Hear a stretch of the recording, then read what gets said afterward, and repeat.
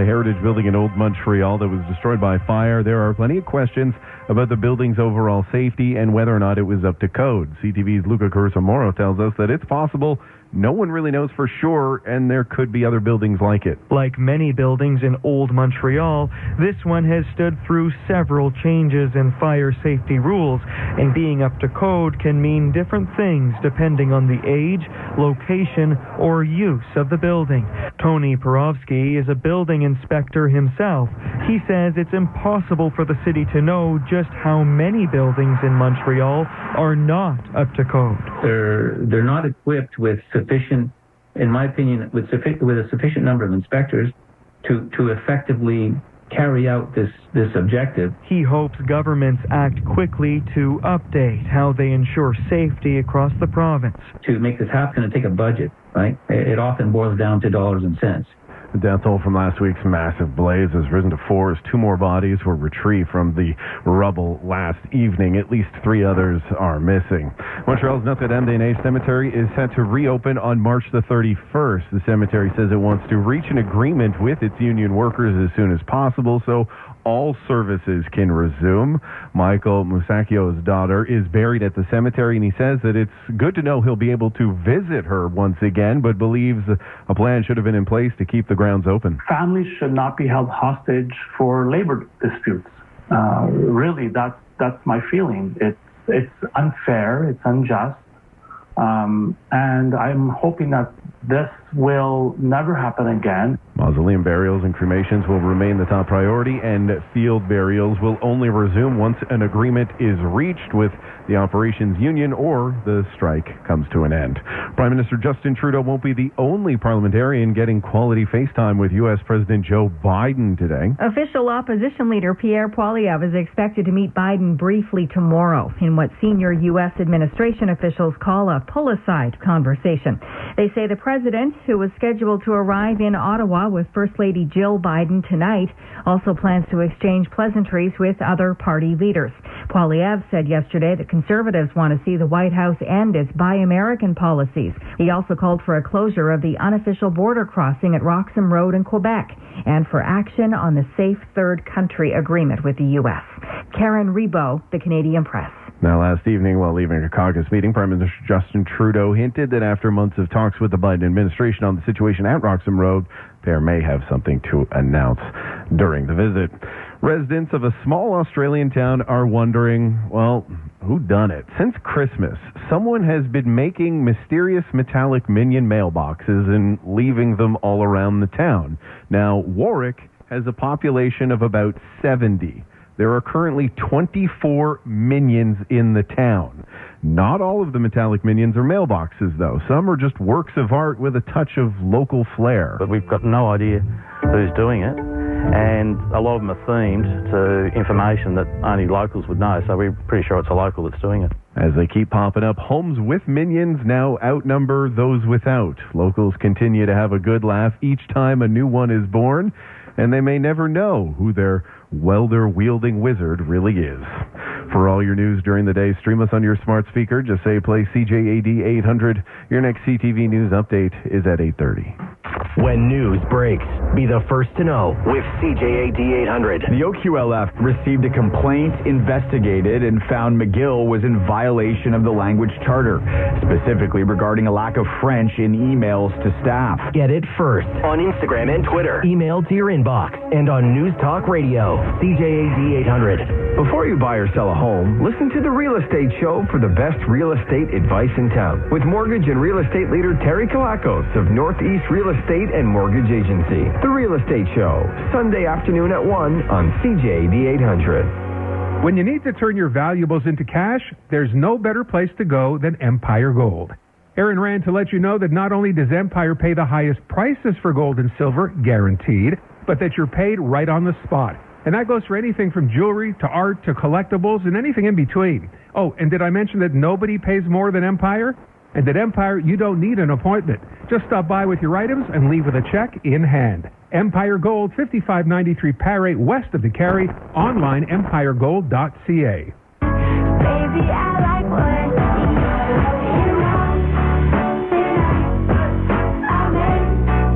I like that. Anna of the North at the Studio TD tonight. Sarah DeHay is going to explain why you're not waking up to the 98 ice storm. What went on? I know. We amped this up maybe a little bit too much, eh? Yeah, we're still under a freezing rain warning, but it didn't materialize overnight. However, it is starting now. We have light freezing rain at the airport, most recently in the past hour, and we're getting a smidge of rain here at the corner of Braille-l'Évêque and Papineau. Looking at the radar, it seems like there's rain coming down in most of the Montreal area. So an umbrella, or maybe not an umbrella, but just to be covered up for today. If you're driving, take care because the conditions could change. We are still under a freezing rain warning, so you might be getting that this morning, and then it's expected to switch over to full rain and then not let up until this evening for Montreal. It is 0 degrees. It feels like -4. Today's high is +6. Few showers this evening. It will wrap up around 8 or 9 o'clock, then partly cloudy skies, a bit of wind as well, a low of -3 overnight. Friday, mix of sun and cloud, high of +3. The weekend looks wet, periods of snow or rain on Saturday with a high of +2, periods of rain on Sunday with a high of +4.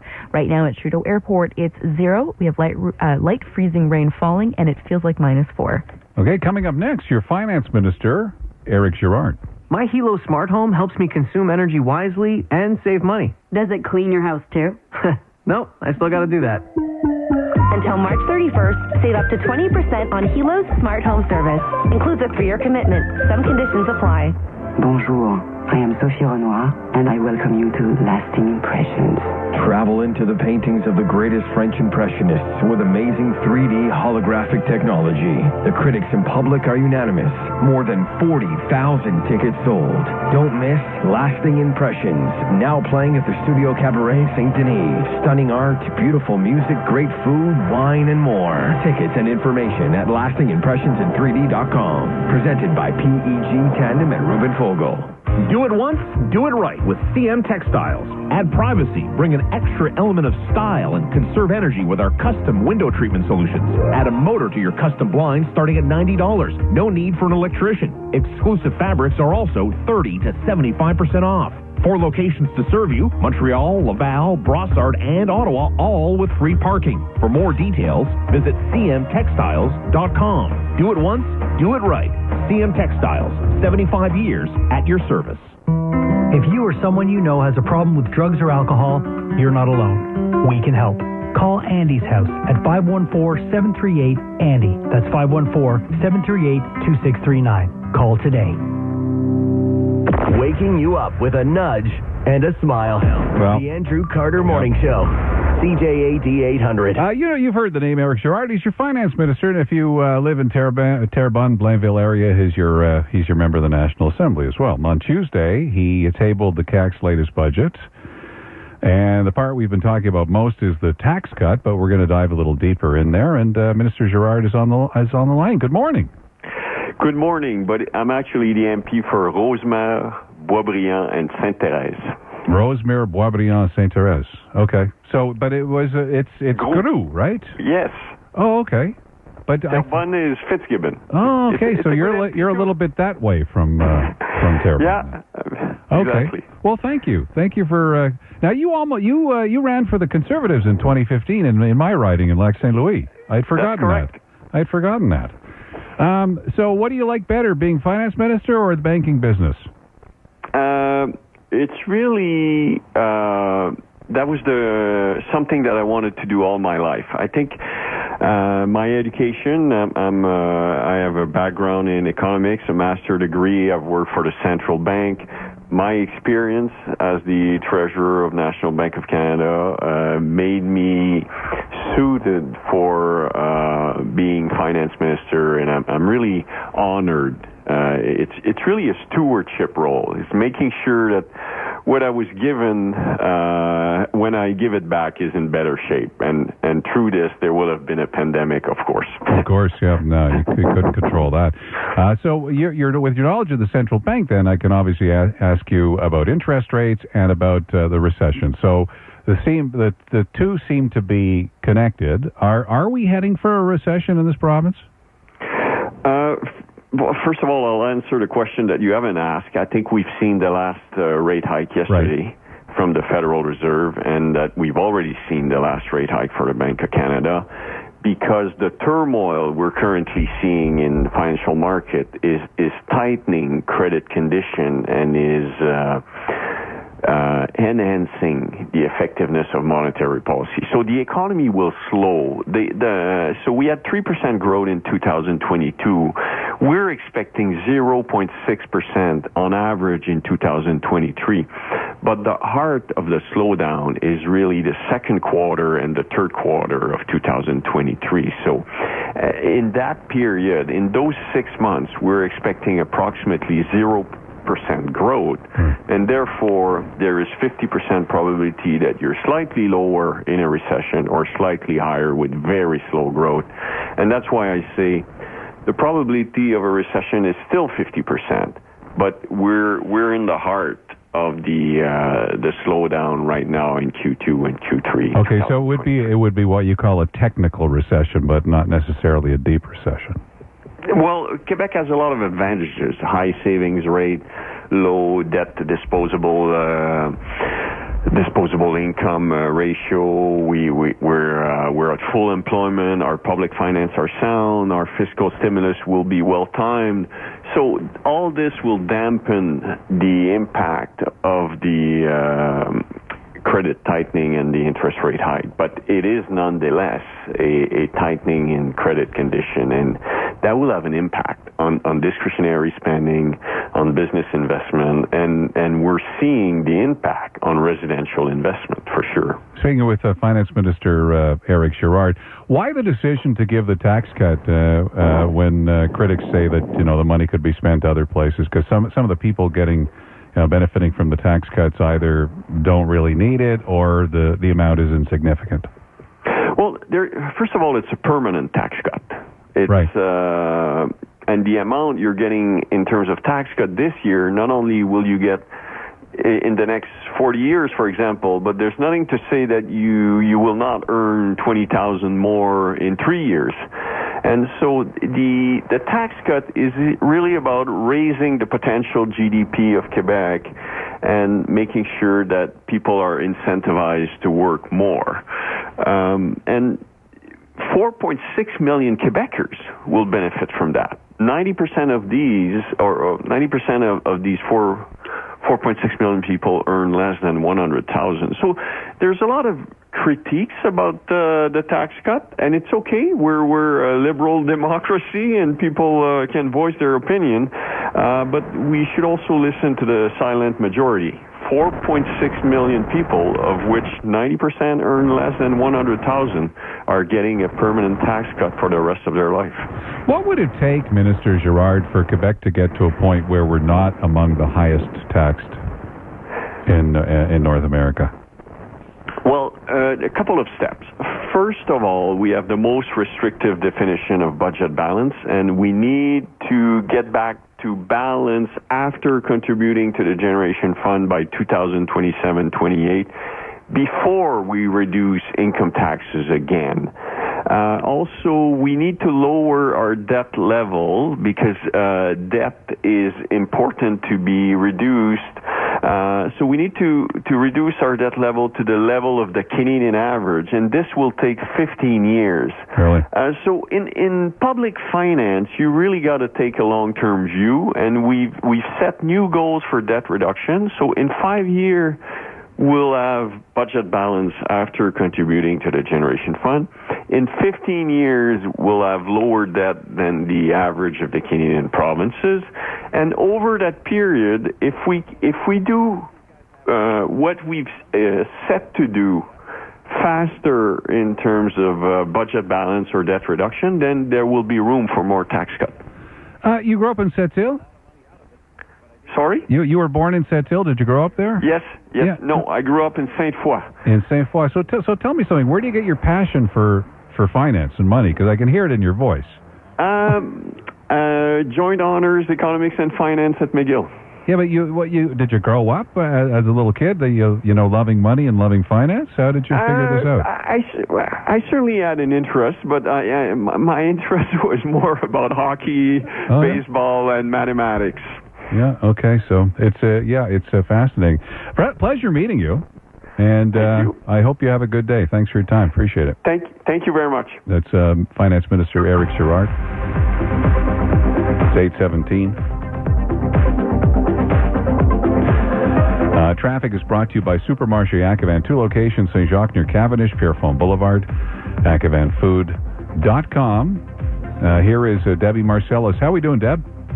Well, that freezing rain is starting to take effect, and we are seeing a slowdown. We have an accident on eastbound Highway 20. I want to thank the caller on Star 800 who let me know about it. In the left-hand lane, traffic is from Woodland. It's a 2-lane highway on that stretch of road, Highway 20 east at St. Charles, and so the congestion is backing up toward Morgan now. On eastbound Highway 20, it also slows through Lachine just after 55th Avenue, and 13 south aboard the 20 is from before Hickmore, almost Côte de Liesse.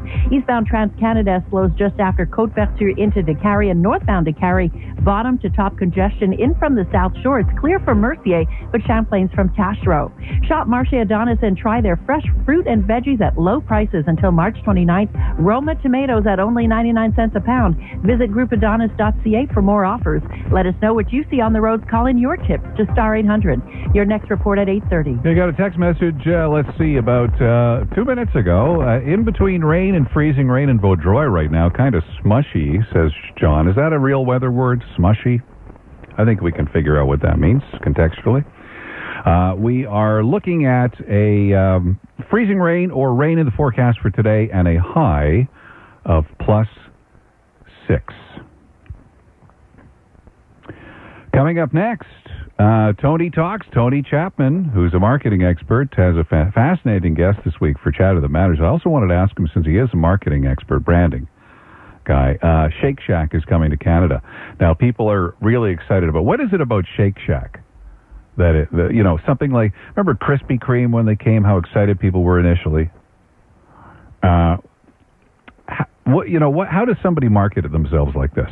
The Andrew Carter Morning Show, brought to you by the annual March mattress sale at Matelas Bonheur. Save up to $1,200 off the Techno Gel mattress collection. Your best night's sleep is just a click away at matelasbonheur.ca. Make summer get here faster with Shopico.ca. Plan your vacation now. Reserve a spot for your RV at Camping Le Dauphinet. Reserve a block of 3 nights or 2 weeks and get 50% off. Or get some sun here at home at Bronzage Cabana Sol and save.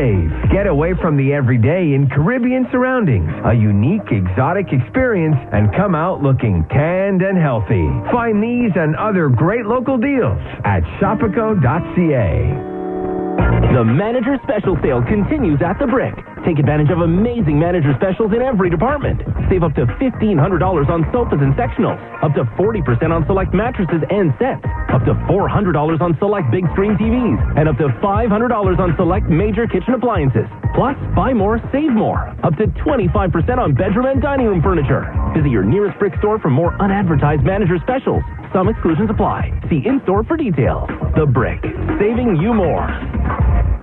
The 2023 Honda CR-V has been completely redesigned and is now available as a hybrid. It's a great option, but exceptional control and sheer driving pleasure are not options. They're standard. Visit your Honda dealer for a test drive and discover the all-new, better-than-ever Honda CR-V. At BDC, we know being an entrepreneur means always being ready to take on challenges and seize opportunities. Get up to $100,000 with our small business loan to make your projects a reality. Simple, quick, and with no application fees, the BDC online loan offers you flexibility to protect your cash flow with favorable repayment terms. Apply now at bdc.ca/online loan. Certain conditions apply. BDC. Financing, advising, know-how. She's looking for a fresh start. This is where she belongs. But sometimes the road we least expect leads us home. Beautiful out here, isn't it? Sullivan's Crossing, a CTV original series. New episode Sunday at 7, only on CTV. What kind of cut are we doing today? Mushroom. And by the way, do you know what tax credits I'm eligible for this year? I don't know anything about your taxes, but are you sure about that mushroom cut? When it comes to your taxes, the best answers come from Revenu Quebec. Visit fairforall.ca. A message from Revenu Quebec. Let's face it, we take our hands for granted every day. The truth is, in order to maintain a quality lifestyle, it's important to keep your hands in good health. Hi, I'm Dr. Daniel Durand at MontrealHandSurgery.com. If you're having trouble with your hands, such as carpal tunnel syndrome, Dupuytren's disease, trigger finger, or any other issue, I can help you regain your quality of life. Using minimally invasive techniques, patients leave our clinic with their problem solved and pain-free. Let me give you a helping hand. Visit MontrealHandSurgery.com. Without TELUS Smart Home Security. Did I lock the door? Oh, I should go back and check. But if I do, I'll be late for Tommy's play. And if I'm late, he'll be crushed, move out as soon as he turns 18 and never speak to me again. Oh, God, why? With TELUS Smart Home Security. Did I lock the door? Oops. And done. Easily manage your alarm system and more with the TELUS Smart Home Security app, winner of the 2023 BrandSpark Most Trusted Home Security Provider Award. For more details, stop by any TELUS store or visit TELUS.com/smarthome. Waiting for surgery? Quickly access surgical treatments thanks to the Lacroix Chirurgie Privée Or in Laval. General, orthopedic, gynecological, ENT surgery, and more. Clinique Médicale Lacroix.com. Getting you up and out the door. The Andrew Carter Morning Show. CJAD 800. Tony Chapman, host of Chat That Matters, every Friday at noon, marketing pro. And by the way, a Dorval High School graduate is on the line. Good morning, Tony. Good morning, and that's what I lead with. I tell you, the Dorval High graduate has opened doors for me everywhere. And that's what you should lead with. Shake Shack, New York burger chain, basically, coming to Canada, 35 locations. Not sure exactly where yet, but people are excited about this, and I'm just wondering, is it sort of like a Krispy Kreme sort of a thing? It's kind of cool and different when you're there having it, but then when it actually comes to your neighborhood, not so much. It's a great insight. I think Krispy Kreme with the light going on, the fresh donuts, it took decades to build. That's when the father and mother introduced it to their children, and that's kind of that emotional brand. I think the difference here is this brand is built on hand-pressed burgers. They have a couple of creative hooks like crinkle fries and frozen custard. So that stuff's a little easier to kind of win over the consumer on if they like the burger. And they're really focusing on chicken. And it's funny, in our time, hamburger used to be the most popular sandwich in the world, and chicken is really taking it on nowadays as people want a bit more healthy option. I think they're going to do really well, and I think a couple of Canadian nuances, like maybe a beaver tail, something like that, it just kind of signals that they're around, and I think they're going to do really well. So what makes something like Shake Shack, it seems like such a simple concept, simple name, what makes it stand out and make people excited about it? Another great question. Retro. So we're longing now for the good old days, the American graffiti of the milkshake, the hand-pressed hamburger, the simplicity of life versus sort of the pace we're living in with all this negativity. So anytime somebody really strikes that retro chord, it seems to really work. And I think when you can get a fresh milkshake, a fresh burger at a price point, it's going to be more than frozen burgers, but still affordable. It plays to people because that's kind of what they long for nowadays. Now, if I was those guys, I would make sure there's no screens on. I'd play retro music. I'd have the whole thing almost sort of that diner booth feel. Yeah. And I think it's going to do well. Who's your guest this week on Chatter That Matters? Steve Paikin, who's one of Canada's most acclaimed journalists. And I interviewed him live at an event at the Toronto Hunt Club. And it's just an incredible interview. I mean, a lot of laughter, but a lot of behind-the-scenes stories of what it means to be a journalist. And then a conversation about if media is under attack because advertisers are no longer supporting it, does that mean democracy is going to collapse with it? So we've had a great conversation about the importance of media and in terms of preserving democracy and also chasing down corruption.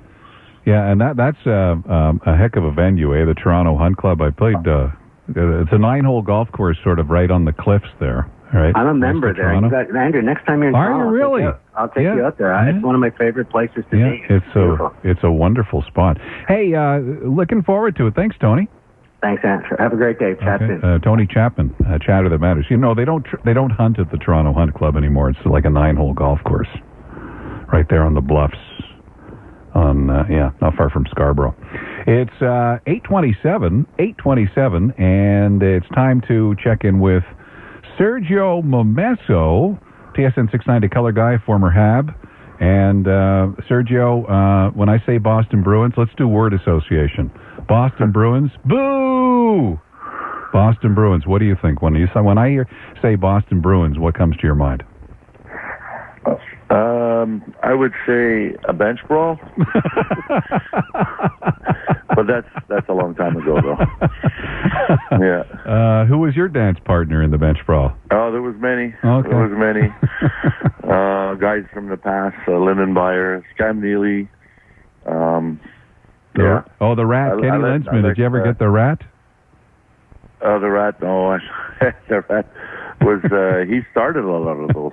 I bet he did. And then the Knuckles Island got involved, and then everybody had to get involved. But good old days.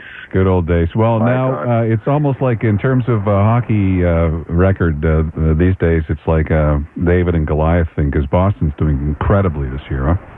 They are. They're the best in the league so far, and can they continue to do that, all the way into the playoffs? Well, I think they can. I mean, they're solid in every position, but these are one-game deals, and sometimes, when you play against a certain team, the Canadians played them fairly well the last time they lost, only by one goal, if I recall, here at the Bell Center a few months ago. And, you get up for these games, obviously, because you're playing a good team. And we know that Montreal's shorthanded with all the injuries that they've had and the, the changeover that they've done. But, they got Gallagher back in the lineup. Game the other night against Tampa, who's a very good team, and they ended up beating Tampa. They're 3-2. So Kirby Dach got back in there playing with Suzuki, so that helps the offense as well. So and Sam Montembeault had another great game actually against Tampa Bay. So I'm not sure who's going to be the goaltender tonight. We're going to find out after the Canadians' morning skate. But definitely a challenge, but always exciting to be playing against the Bruins, a rival team. What's the atmosphere around the Boston arena? I remember, is it still the same as it was? I remember going there years ago, and my friend who took me to the game said, "Listen, whatever you do, don't wear anything that's not a Boston Bruins jersey when you walk out. Wear anything red. Don't wear anything red. They'll kill you. They'll literally kill you." Yeah, they can kind of get hostile towards the other team, especially if you're the Canadians. Obviously, that rivalry has gone such a long time. Did you go to like the newer rink or the old Boston Garden? I went to the TD Bank North Garden. Yeah. So I went down with Dave Jackson when he was a ref. Oh yeah. And he took. So you went with a referee. That's even worse. We went with the referee. Yeah, that's even worse. That's true. And what was funny is when we went for a beer in between periods, they ID'd me, and I thought, wow, do I look that young? I was like 47. And then they ID'd the 80-year-old man behind me, and they realized they were asking for ID from everybody. It's the law en masse. So felt good. The law, yeah. They got to check. I felt good for a moment. It is complimentary when they do ask. It is, isn't it? It's like we're dreaming. You have a great day. You too, my friend. Okay. That's Sergio Momesso, color guy for the Habs on TSN 690. Coming up, remember that great World Baseball Classic finale the other day? You know who was there in the crowd? Elias Makos. This newscast brought to you by Clôture Prestige. Safety, quality, and privacy. ClôturePrestige.com. Quebec's Fence Master.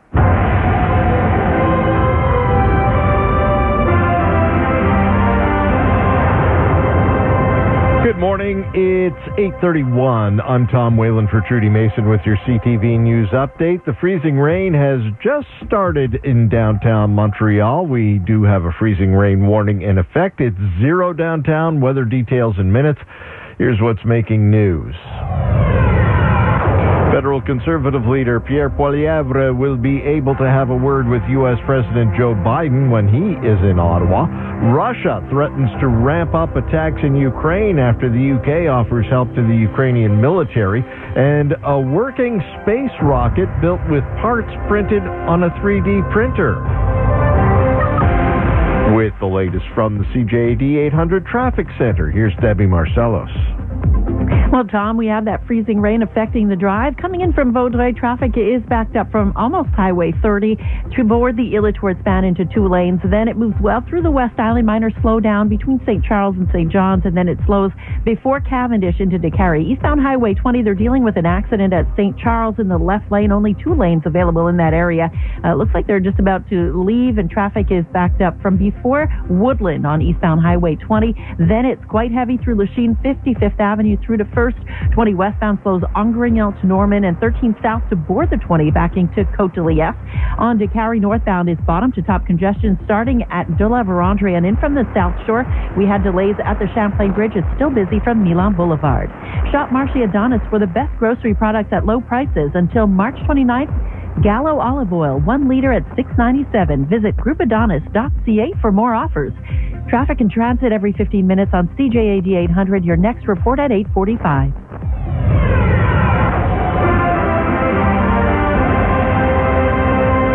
In the news, Montreal police and fire officials have just wrapped up their now daily morning news conference from the site of the old Montreal fire.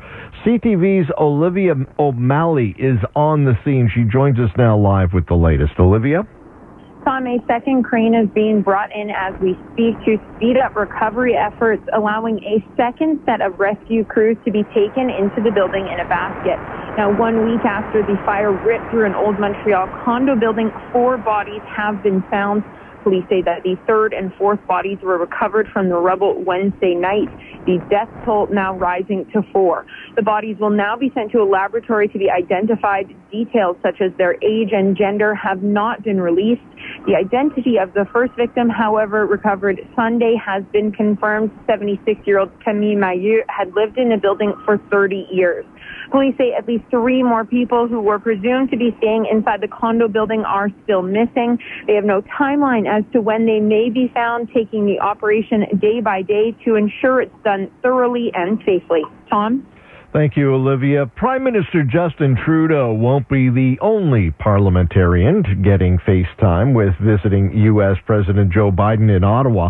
Official opposition leader Pierre Poilievre is expected to meet Biden briefly tomorrow in what senior U.S. administration officials call a pull-aside conversation. They say the president, who is scheduled to arrive in Ottawa with First Lady Jill Biden tonight, also plans to exchange pleasantries with other party leaders. Poilievre said yesterday that conservatives want to see the White House end its, quote, Buy American policies, and are calling for closure of the unofficial border crossing at Roxham Road. Russia has threatened to escalate attacks in Ukraine after Britain announced it would send munitions containing depleted uranium to Ukraine. The announcement drew a strong reaction from Russia, with Foreign Minister Sergei Lavrov calling the move a step towards accelerating escalation. Russian President Vladimir Putin said Russia will respond accordingly, seeing as the weapons now have a nuclear component. The rounds, in fact, contain depleted uranium, which has some radioactive properties, but cannot generate a nuclear reaction like a nuclear weapon would. They are, however, extremely dense, making them powerful enough to destroy Russian tanks that Ukraine now faces in its push to break through a stalemate in the east. I'm Karen Chanas. And a rocket made almost entirely of 3D printed parts has finally taken flight from the U.S., but it didn't last long. It was just before midnight when the rocket, made by startup Relativity Space, leapt from the launch pad. The Relativity team was ecstatic. We just completed a major step in proving to the world that 3D printed rockets are structurally viable. But soon, there's been a T-plus anomaly with stage 2. Meaning a failure. The 11-story rocket and vehicle with no crew aboard did not reach orbit and presumably fell 10 miles into the ocean. Jim Ryan, ABC News. For all the news during the day, stream us on your smart speaker. Just say play CJAD 800. Your next CTV News update at 9 o'clock. Get more CJAD 800 into your day. And stay current by listening to our podcast. Andrew Carter. Nothing is cheap these days, is it? The Big Five with Elias Mackos. And Montreal Now with Aaron and Natasha. A whole other level. At the gym. On your lunch. Or on your commute. Click on the audio page at CJAD800.com. Or find them on the iHeartRadio app. We have a short time, so make it a big one. Nickel Creek. I'm Kimmel. It's 8:37. Your forecast right now, We finally have wet pavement here outside the corner of Papineau and René-Lévesque, but not much in the way of freezing rain so far. Here's Sarah DeHay, CJAD Dormez-vous weather. I feel like we're the last ones to the party, Andrew. Finally, we've got slick pavement here at René-Lévesque and Papineau. Periods of freezing rain changing over to rain this morning. As some of the textures have indicated, it sounds like things are vacillating between freezing rain and regular rain. What you do need to know is that if you're getting freezing rain where you are, it could be a little bit tricky on the roads, so take your time. It will not let up until this evening around 8 or 9 o'clock for the Montreal area. Temperature right now is 0 degrees. It feels like -4. Today's high is +6. So a few showers ending this evening, then partly cloudy skies, a bit of wind, low of -3 overnight. Friday will be dry, a mix of sun and cloud with a high of +3. And then the weekend looks wet. Periods of snow or rain on Saturday with a high of +2, snow or rain overnight. And then Sunday, periods of rain with a high of +4. Right now at Trudeau Airport, it's 0. We have light freezing rain at Dorval, and you can text us what you're seeing at 514-800. Do you have the iHeartRadio app yet? You can stream the latest news, traffic, weather from wherever you are on the iHeartRadio app. For instance, you could listen to podcasts as well. You could hear what Tom Mulcair had to say about Joe Biden's visit to Canada. You could hear why John Moore is going to Ottawa to see President Joe Biden today. Wherever you're going, let CJAD 800 tag along, keep you company. You'll get hundreds of other local, national, and international radio stations, always free on the iHeartRadio app. Download it today. One of those most exciting moments in baseball history, and Elias Makos was there. He joins me for Second Breakfast next. When the time comes to choose an Infiniti, lease or buy your new Infiniti from Spinelli Infiniti, recipient of the Infiniti Order of Distinction Award for 6 years in a row. Spinelli has vehicles in inventory like the amazing 2023 QX60 Luxury All-Wheel Drive from $369 semi-monthly on an 18-month lease at 5.79% with $22.95 down and 1% loyalty reduction or $1,500 loyalty cash. An all-new model from $64,005. Spinelli Infiniti, the address of choice for all automotive services. During Cora's Skillet Festival, it'll be hard to choose between our 5 new skillet dishes. We've got the burger in a skillet for all the burger lovers, the hot chicken style skillet, a comforting classic, and the savory halloumi chorizo sausage skillet, among others. When it comes to skillets, we've got a serious skill set. Offer valid until April 30th in restaurant for takeout and for delivery. I do breakfast at Cora's Breakfast and Lunch Skillet Festival. That's annoying. What? Your muffler. You don't hear it? Oh, I don't even notice it. I usually drown it out with the radio. How's this? Oh, yeah. Way better. Save on insurance by switching to Bel Air Direct and use the money to fix your car. Bel Air Direct. Insurance simplified. Conditions apply. English, a new play about language and identity. In Karaj, Iran, a group of 4 people learning English explore what gets lost and found when trading your mother tongue for another tongue in the award-winning English by Sanaz Tusi. A rich new play, says the New York Times. Among the best new plays of the season, says New York Theater Guide. English, a co-production with Soul Pepper Theater, on stage at the Seagull through April 2nd. Get your tickets now. 514-739-7944. SeagullCenter.org. I'm Mitsumi Takahashi. When news breaks, Montrealers turn to CTV News, the team you trust to tell the stories that matter to you. It's your home. Make it your news. Watch CTV News at 6 and visit ctvnewsmontreal.ca. It's Trevi's Great Spring Sale with special prices on in-ground and above-ground pools, spas, pavilions, garden furniture, plus our offer of no payments or interest for 2 springs for a limited time only. Details in stores. Horizon Retirement Management invites you to the open house event at L'Alto in Ville-Saint-Laurent, March 25th and 26th. Enjoy a coffee and some tir sur neige in a festive atmosphere. For more information, visit horizonresidences.com, your neighborhood retirement residence. Trout's ready. 3-2. He struck him out! Ohtani strikes out Trout. That is, I don't know if that counts as one of the greatest moments in baseball history, but after the long history of baseball, but that was, if you were there, it must have been crazy. World Baseball Classic in Miami. That is the incredible Japanese pitcher, home run hitter. Mm-hmm. Does it all. What's his name? Shohei Ohtani. They both play for the Los Angeles Angels, right? Yeah, that's and right. Mike Trout at bat, and that was the out that settled it all. You must have been watching that, Kemba Mitchell. I'm sure you were watching that, weren't you? Oh, I thought Kemba was coming. Okay. C'est juste moi. It says just toi. So you were there so tell me, where in the crowd were you? What was it like? How cuckoo? Have you ever seen anything like that? I had really good seats. I was behind the plate. Probably around, I was 10 rows up behind the plate. Oh. So I got great seats. Didn't pay an arm and a leg, by the way, because I don't think people have realized yet that this tournament is that kind of level of play. So got some great seats a little while back, and I got to tell you, Andrew, I mean, it was probably the most watched baseball moment. You can debate whether it was the greatest baseball moment ever. Because, what do they say, 97% of Japanese televisions were watching this? 97%. That's crazy. You know, and it was happening, the game was in the morning, right? The game started at 8 o'clock Japanese time, so this probably happened around 11, 12 o'clock in the morning.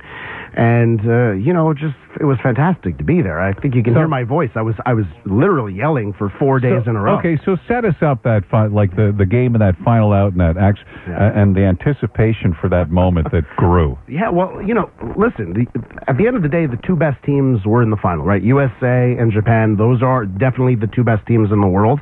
And I think and I would say in the crowd, maybe a quarter of the crowd were people who had flown in from Japan, right? So they're nervous because you have a team that can hit a home run at any time and win the game.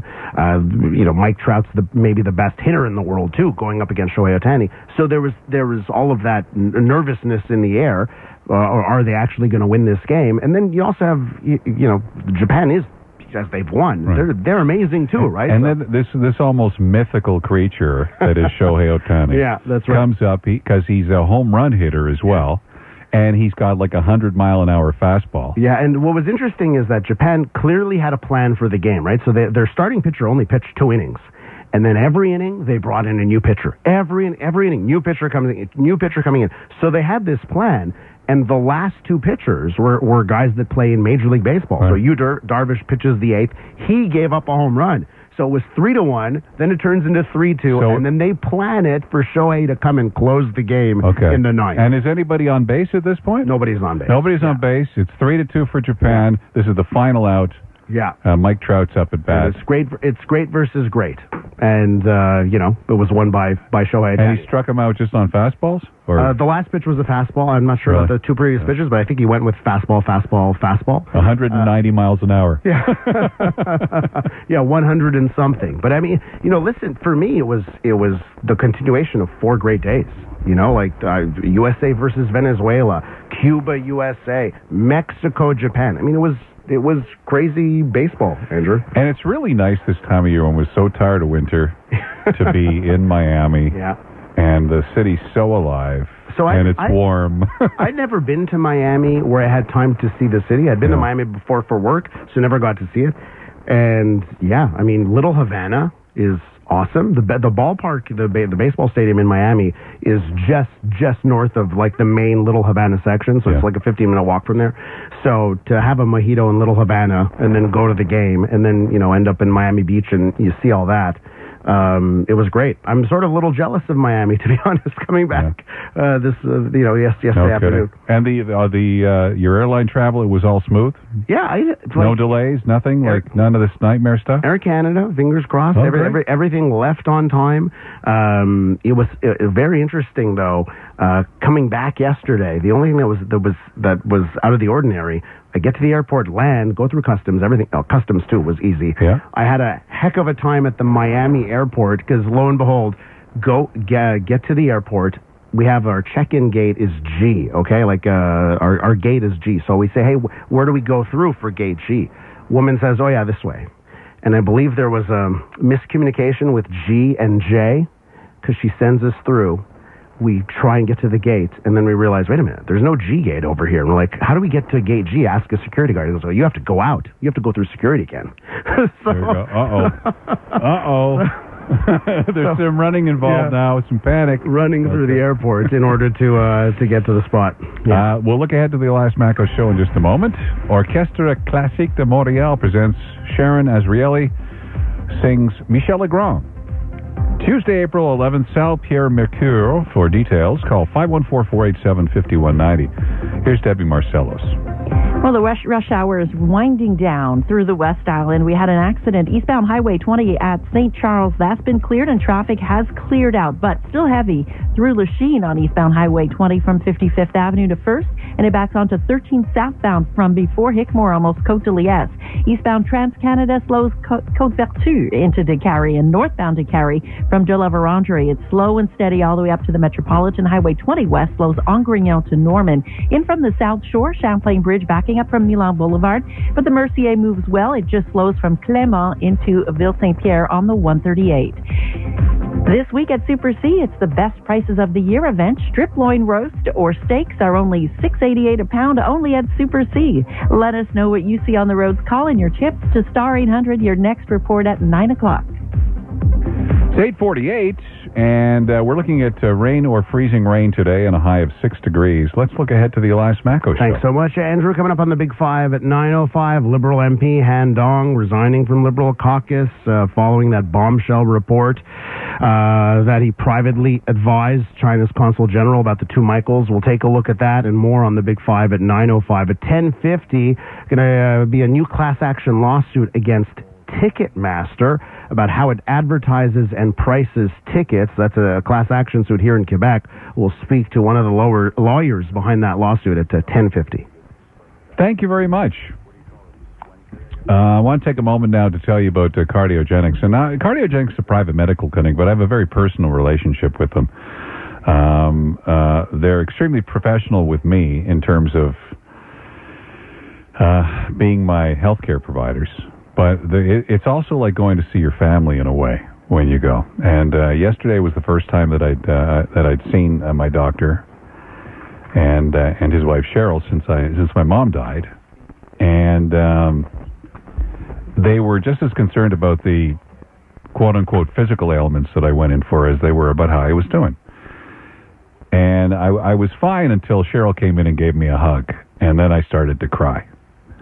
It's just I can't tell you enough about, as a member of the Cardiogenics family, just how special it is to take care of your health, and the whole picture of that is you in a way like this. And they don't treat me any differently than any of their other patients. You can talk to any of their patients, and they'll tell you that's exactly the kind of healthcare experience that they have. Why don't you give them a call? 731-2491, 514-731-2491, or drop by their website, check it out, at cardiogenics.ca. The Andrew Carter Morning Show, brought to you by the annual March mattress sale at Matelas Bonheur. Save up to $600 off the Stearns & Foster, Sealy, and Tempur-Pedic mattress collection. MatelasBonheur.ca for more details. Rock marks moments in time, and only one radio station has been doing it in Montreal for over 50 years. Get your rock fix from the spirit of rock, Shome 97.7. Monday night, you're proud of yourself. Yesterday, you were thinking of your future me and assembled an eggplant and bechamel lasagna from scratch. Here it is, in your hands. All you have to do is pop it in the oven, unless... Paul, I think the oven is dead. Don't worry. With Germain Lariviere, you'll save the equivalent of the 2 taxes and more on a ton of Whirlpool Maytag appliances. The time has come to live your dreams. Germain Lariviere. St. Hyacinthe Laval, East-Hant. Birthdays, baptisms, confirmations, and engagement parties all have one thing in common. You need to serve lots of food. Celebrate your occasion at Restaurant Dimena, and don't worry about a thing. Your party can be as small as 10 and as big as 100. They have the space, they have the food. High-end Italian cuisine. Ossobuco alla milanese, antipasto misto, agnello alla griglia, veal scallopini fantasia, and more. Any occasion to say auguri is an occasion for Restaurant Dimena. Check out their specialty menus at dimena.com. At Toyota, our vehicles have always had quality and reliability built right in. Because winter means snow, rain, sleet, all in one weekend. It's time to Toyota. Discover the versatile 2023 RAV4 at your Toyota dealer and check out our amazing offers at shoptoyota.ca. At Toyota, our vehicles have quality and performance built right in. Because even though all roads lead to Rome, that might not be where you want to go. It's time to Toyota. Discover the tough new 2023 Tacoma at your Toyota dealer and check out our amazing offers at shoptoyota.ca. If you're in the mood for way crunchier and way cheesier, Subway's new Teriyaki Crunch Subs are here with new crispy onions and way more melty cheesy goodness. Okay, let's try that last line again, but this time take a bite first.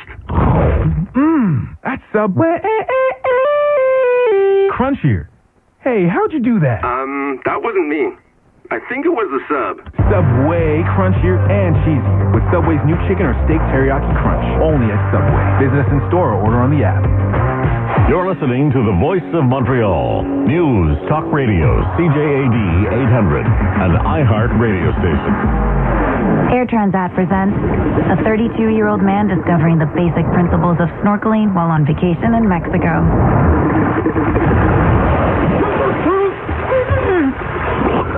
You guys, there's a turtle under me, I think. Open up a world of experiences with the Hello Spring promo. Book your vacation package down south and get up to 40% off. Visit Transat.com or contact your Club Voyage professional. Conditions apply. Air Transat. Travel moves us. Did you know Mazda is the Automobile Journalists Association of Canada's most awarded car brand ever? That's right. The experts have chosen Mazda for innovation, performance, safety, build quality, and pure driving enjoyment. Now it's your turn to choose a new Mazda. Plus, enjoy the peace of mind of Mazda Unlimited, the only warranty of its kind in the country. Discover just how excellent Ajax's most awarded car brand is by visiting your Mazda dealership today. Oh, no, I can't be out of ink. Not now. Megatank. Why do I do this to myself? What's that printer that comes with 30 times the ink? Megatank. Yes, it's a Canon Megaphone. Megatank. It's a Canon printer. It comes with like $2,000 worth of ink. Prints me over 7,700 color pages. Megatank.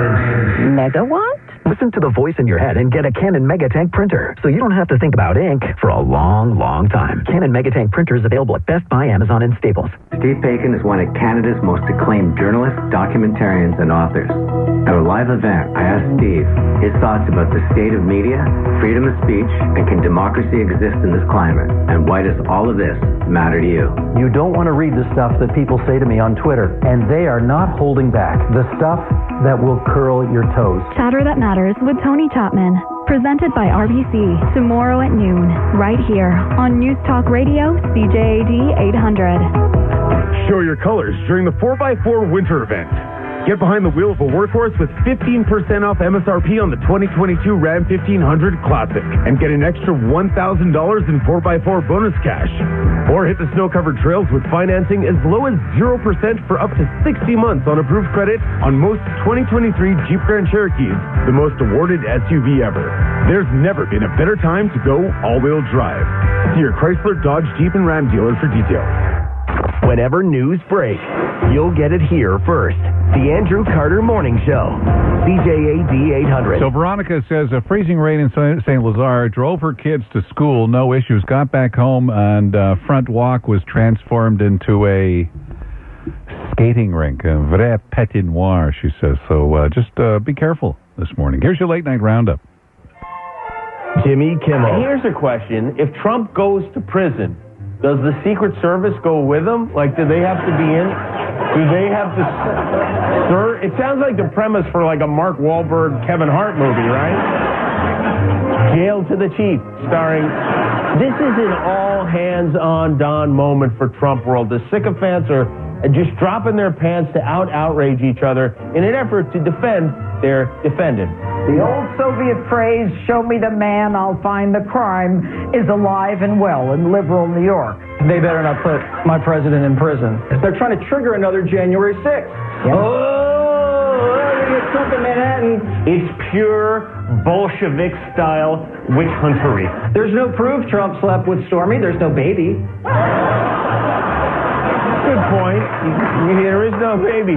But what if there was a baby? Wouldn't that be a trip? James Corden. Meanwhile, House Republicans are on a retreat in Orlando this week to discuss policy and talk up their agenda. But they're frustrated because so far they're mostly getting pulled away to discuss Trump. Yeah, not fun, is it? Having to constantly talk about Donald Trump. Welcome to my life for the last 6 years.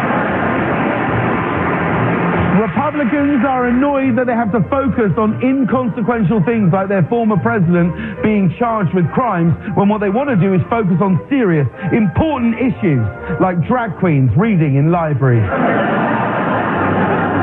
Moving on, a new new study conducted by 2 Harvard professors over a 25-year time period found that marriage could help women live longer. Being married leads to a healthier lifestyle, more optimism, and a greater sense of purpose. You can just see husbands at home everywhere now, like me sitting here on this couch is the healthiest thing that ever happened to you, babe.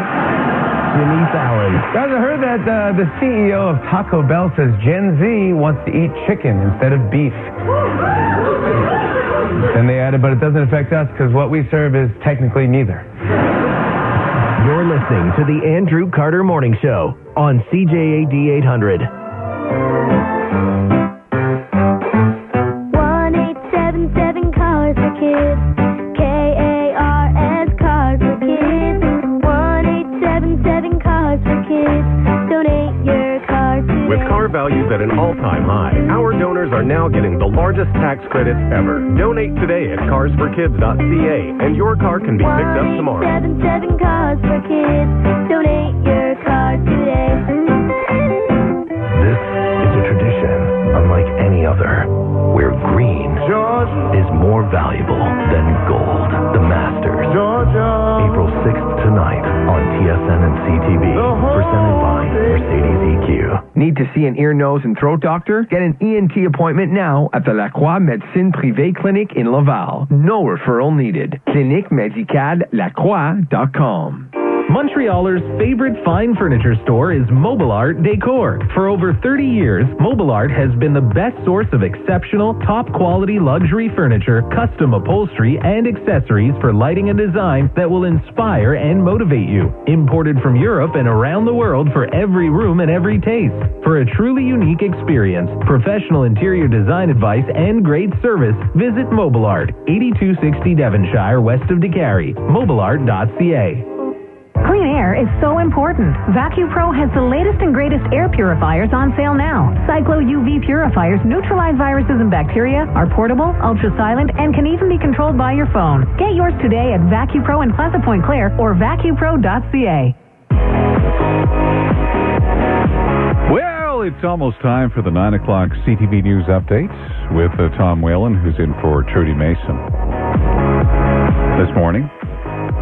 And then it's the Elias Macco Show with the Big Five at 9:05.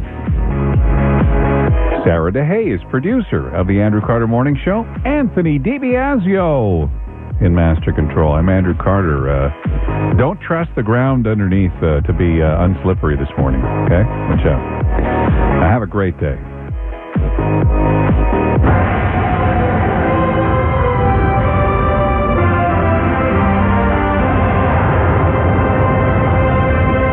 Good morning. It's 9 o'clock. We have some freezing rain in downtown Montreal. There is a freezing rain warning in effect. It's 0. We'll have weather details in minutes. Here's what's making news right now.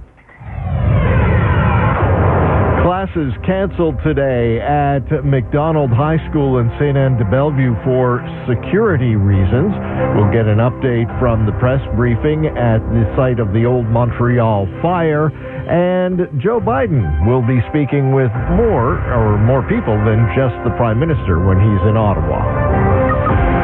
With the latest now from the CJAD 800 Traffic Center, here's Debbie Marcellos. Well, it is heavy on the eastbound Trans-Canada from before Cavendish, heavy through to a stalled vehicle at Stinson in the right lane. On the westbound Metropolitan, it's solid traffic from Lacordaire into DeCarry and the Laurentian Autoroute southbound to board the Metropolitan backing before Henry Bourassa. There's also a tow operation on the Médéric Martin Bridge on 15 southbound heading in toward Montreal. On eastbound Highway 20, it's heavy through Lachine before 32nd Avenue to 1st, still backing onto 13th southbound from before Hickmore. Northbound DeCarry slow and steady from De La Vérendrye and in from the South Shore. The only slowdown is at Champlain from Taschereau. Grow your savings while you do life with a Momentum Plus savings account from Scotiabank. Open an account today. Visit scotiabank.com/MPSA. Traffic and transit every 15 minutes on CJAD 800. Your next report at 9:15.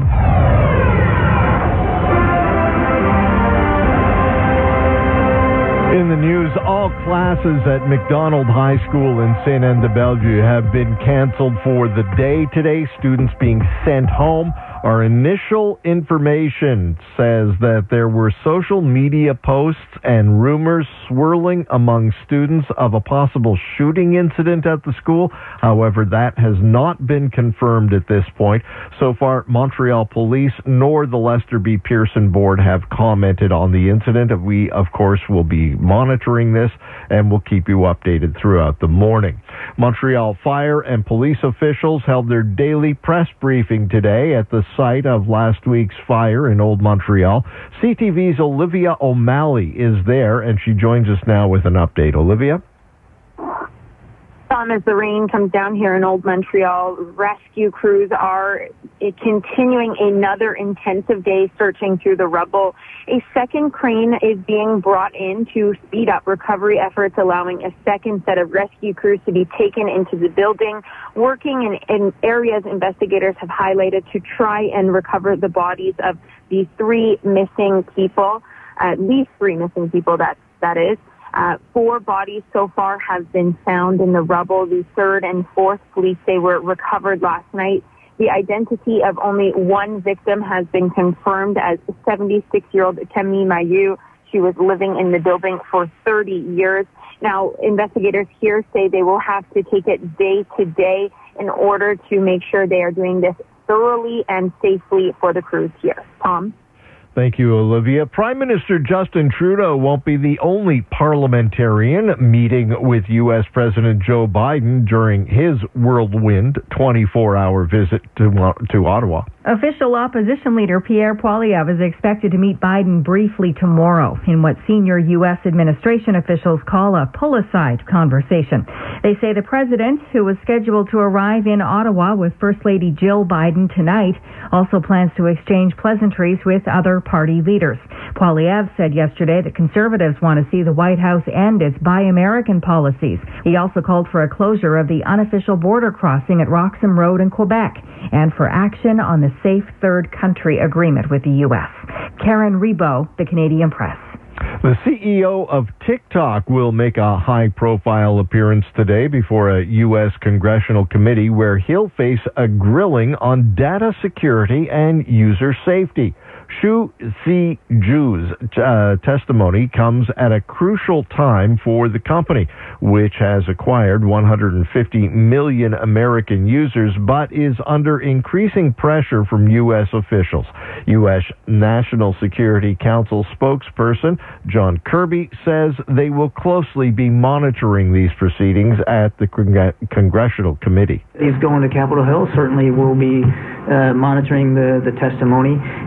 But as you know, there's a CFIUS review going on. We're not going to get ahead of that. And as you also know, we've made very clear our national security concerns about that particular application. That's why it's been banned on government devices. TikTok has been dogged by claims that its Chinese ownership means user data could end up in the hands of the Chinese government or could be used to promote narratives favorable to the country's communist leaders. Follow us on Instagram and Twitter at CJAD 800. Your Dormez-vous Weather Center forecast: periods of freezing rain changing to rain later this morning. The high today, 6 degrees. Tonight, a few showers ending in the evening, then partly cloudy overnight with a low of -3. Tomorrow, a mix of sun and cloud, a bit of a breeze, and a high of +3. Then on Saturday, periods of snow or rain and +2. Right now, we do have freezing rain. The freezing rain warning remains in effect, and it's 0 in downtown Montreal. For all the news during the day, stream us on your smart speaker. Just say play CJAD 800. Your next CTV News update at 9:30.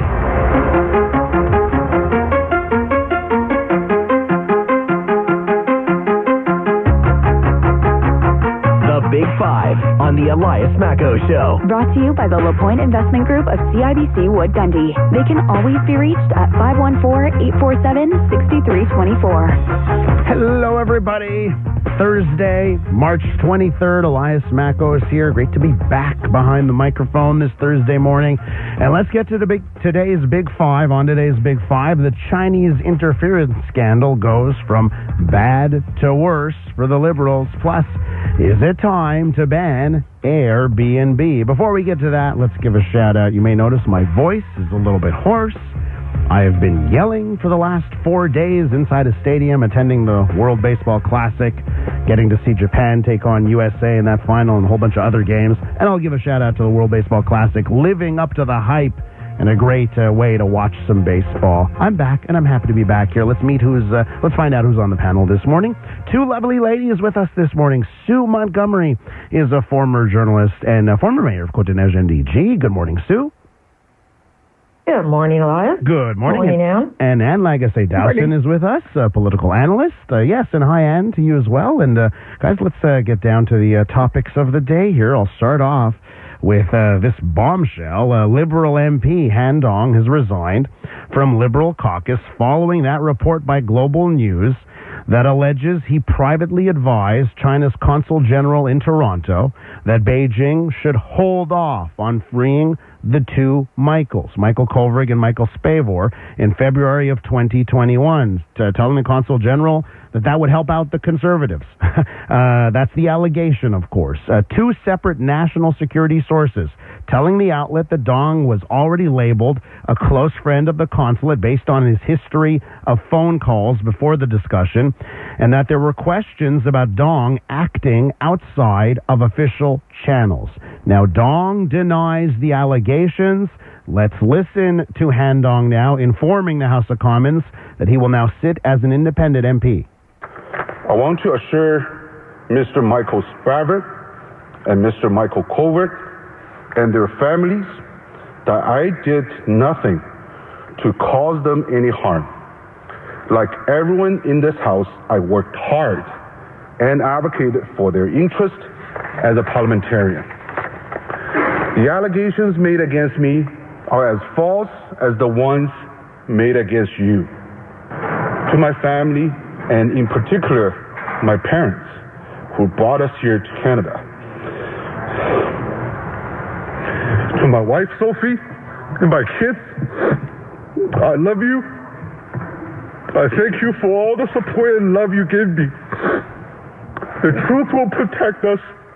Our honor and our family will get through this together.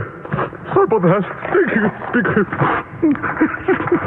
I gotta say, that was tough to watch, to see Han Dong there in tears at the end of what he had to say. Sue, I'll start off with you on this one, and we've got to point this out.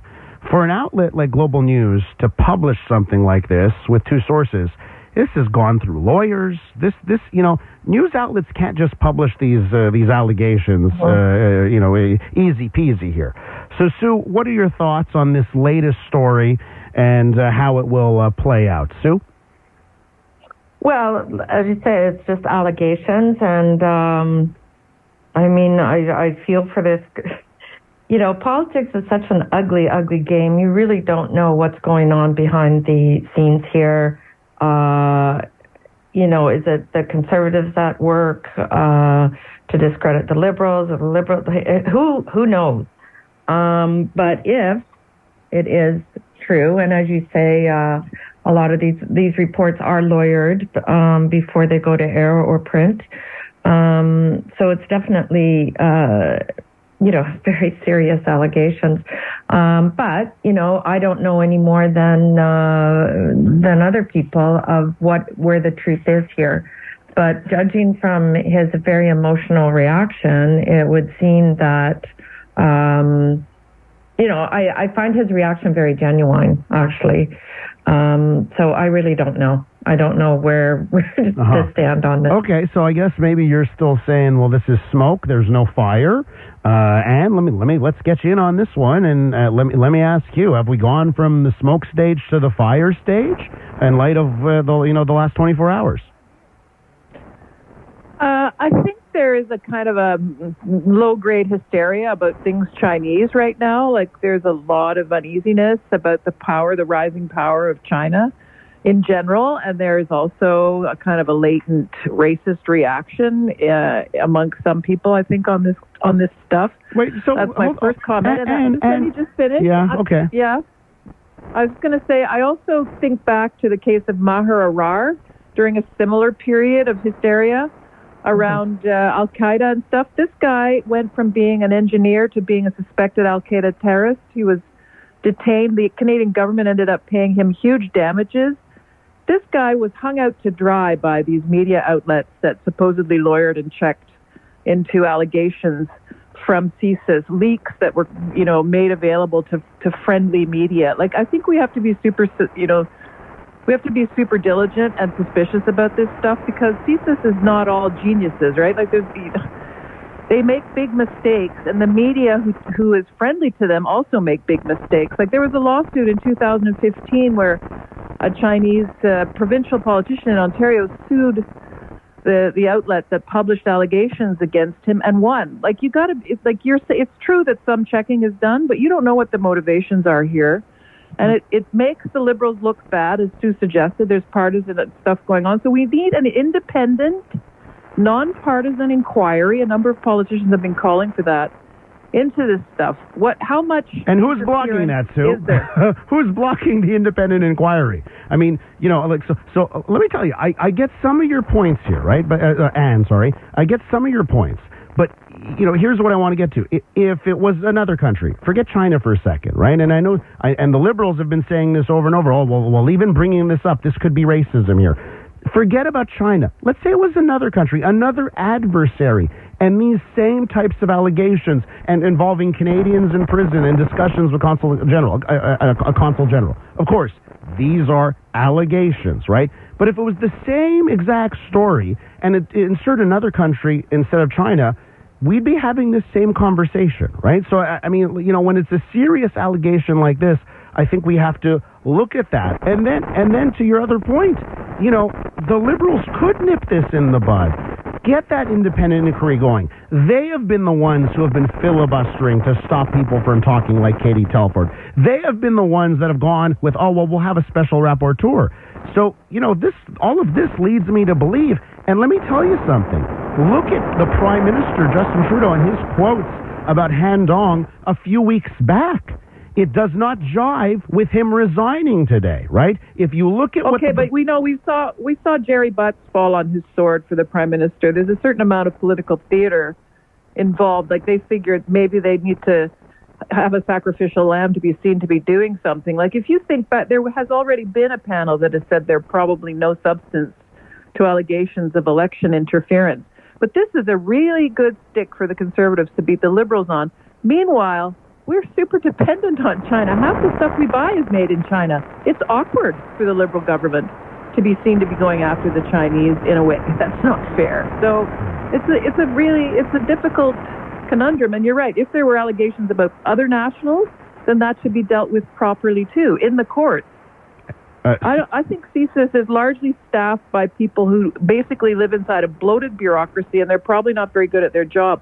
There's a guy named Andrew Mitrovica who's written a couple of books on this, who used to be the Globe and Mail spy guy, who said this at length in a couple of books, including one called Covert Entry, which I happened to have read last year. It's not pretty. Our spy agency is no MI5, Yeah, listen, the reporter at Global News that broke this story yesterday, same reporter who's written books about how Chinese is running interference around the world in a whole bunch of places. Sue, it seems like the Liberal Party is quite apt at getting out of scandals, right? With the We Charity scandal, SNC Lavalin, which was another doozy. They got out of those. Are they going to get out of this one? Well, I mean, it's not looking good for them. I think that, they should, but it's politics. Like, nobody wants to be accountable for anything. Everybody is like, covering their butts. And so will we ever get to the truth? I doubt it. But I think that the Liberals should allow for some kind of independent inquiry to get to the bottom of things to clear the air. Because I think the Conservatives are behind all of this. I think they're going to have to. They're going to have to here, because I think Canadians are going to want to have answers, especially if an election is going to come out of this one. We have to leave it there. When we return, we'll take a look at Airbnbs and whether or not they should be banned. That's coming up next. Let's do some traffic here.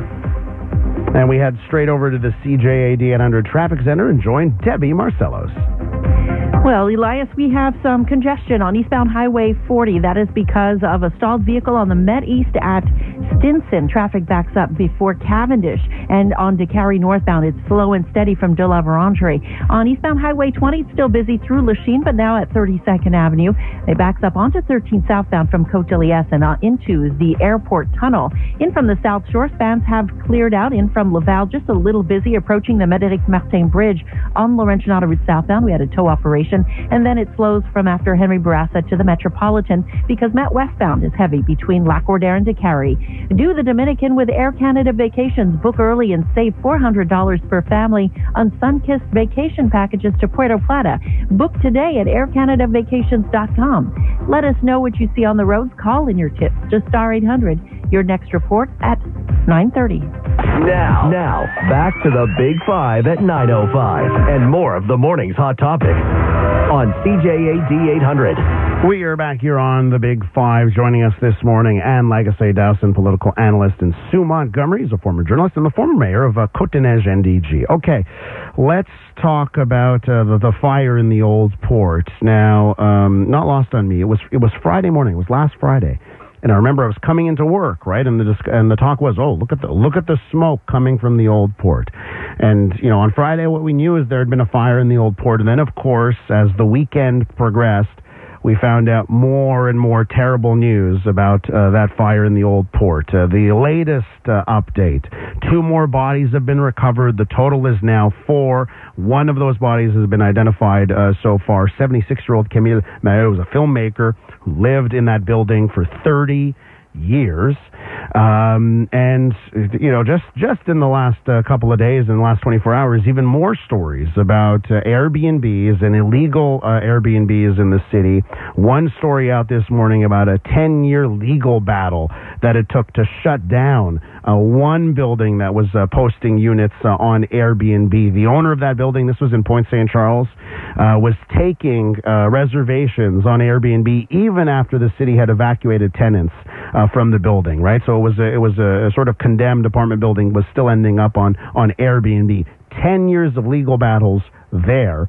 And then some more news about the building owner of the building in Old Montreal was also in trouble in Westmount. Tenants of a suspected rooming house on St. Antoine Street in Westmount complained of dirty conditions, deficient emergency exits, too many tenants in the unit, and leases that were signed that were not valid. And this is another same owners that building in Old Montreal.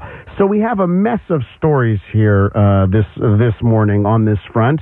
Of course, the fact remains we're going to have, the people that are dead because of this fire, but I don't know if it's necessarily because it was an Airbnb. Let me tell you something. I got a note. I live in a condo near the Old Port. It was built in 1895, and we got a massive email last night. Check all of your fire detectors. Check everything. Make sure you're up to code. Make sure this is all good in your unit, because it's an old building, right? And we're worried about that as well. But of course, there are calls now. Ban Airbnb. Maybe that this should be on the City of Montreal to do more. They say they will do more on this front with inspectors.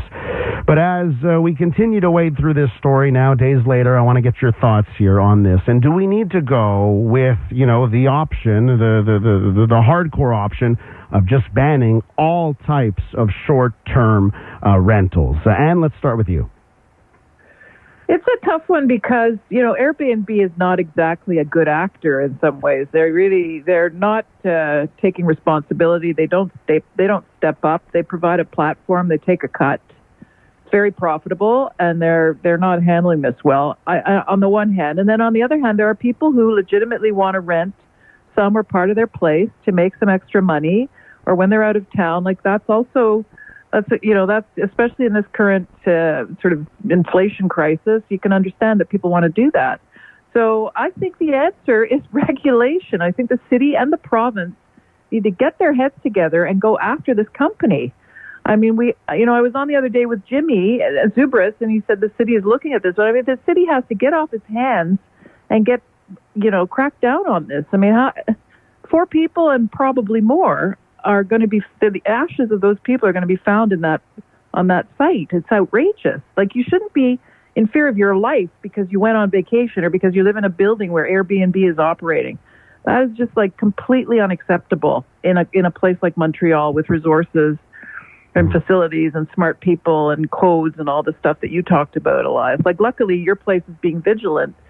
A lot of people don't have that kind of oversight. So that's where public interest has to be respected and regulatory interventions have to be made. And in this case, I'd say they have to be fairly pushy about it. Like, you shouldn't be worried that you're not going to wake up the next morning when you go on vacation in Montreal and rent an Airbnb. I mean, that's just totally unacceptable. If it's not Airbnb, it'll be another platform. I mean, this is why I sort of like, exactly. well, do you go after a certain platform? I don't know, because there are now tons of these platforms. Of course, Airbnb is the biggest one. And then I sort of also have to look, okay, well, is this a provincial responsibility? Is it a municipal responsibility? It seems like there's a whole bunch of passing the buck here. And of course, Revenue Quebec is supposed to look at these things as well, right? Because you're supposed to get a code from Revenue Quebec and even to post these kinds of listings. So I don't know where you go after. To me, in my sense of it is this should be a municipal responsibility, because what Montreal does may be different from what Quebec City wants to do, or Laval wants to do, or Trois-Rivières, or other municipalities in Quebec. Sue, let me get your thoughts here. Who do you think is to blame? Who should be taking control here? Well, I have a lot to say about this, and it happens more often than you would think.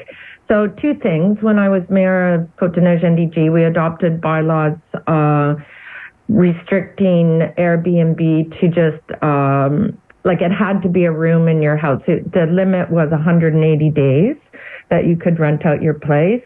And, so if you wanted to go on holiday, you could make a little bit of extra cash renting out your house. And then other ones had to be in a commercial area, because we found that there were a lot of complaints from partiers and so on. But it's super hard to enforce. And then the other thing that was happening when I was mayor, there was a fire on Linton Street in Côte-des-Neiges on a Sunday, and I went to the fire. And we discovered that the owner of the building had taken the units and divided them into rooms, essentially changed the building into a rooming house, and rented out each room for $500 a month. And, these are being rented out to people who are very vulnerable, many times new Canadians who don't know that they have rights, or they're too afraid to complain about the situation, because then where are they going to go? And this owner, I was just livid with this guy. I couldn't believe that he had done this.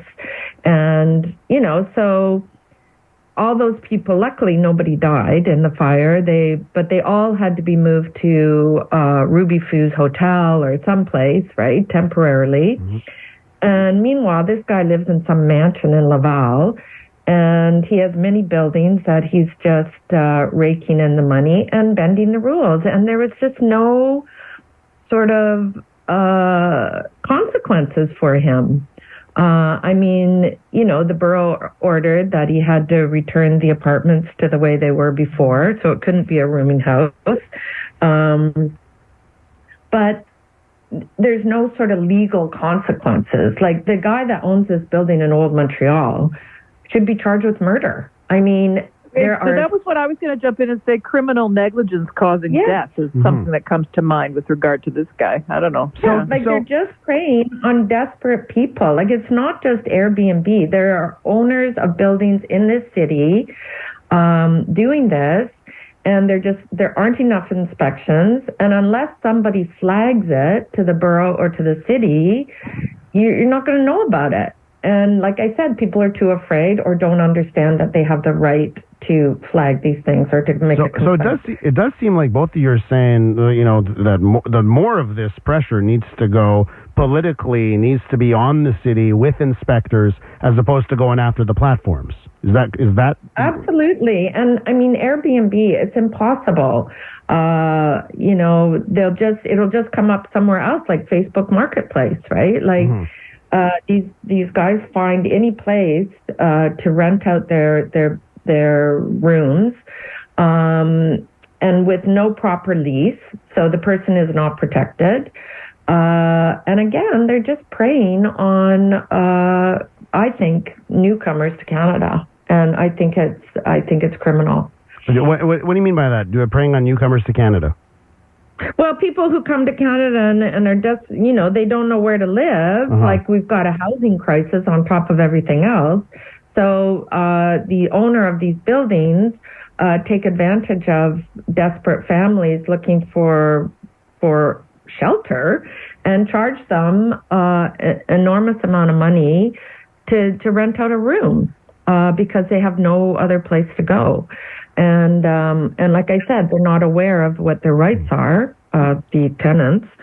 So I just think that's why I think it's criminal. I think they're just preying on, the vulnerable. I want to squeeze in one more topic this morning, guys. Quebec's Finance Minister, Éric Girard, was on the Andrew Carter Morning Show this morning talking about the budget he tabled on Tuesday. Have a listen to what he had to say. Well, first of all, it's a permanent tax cut.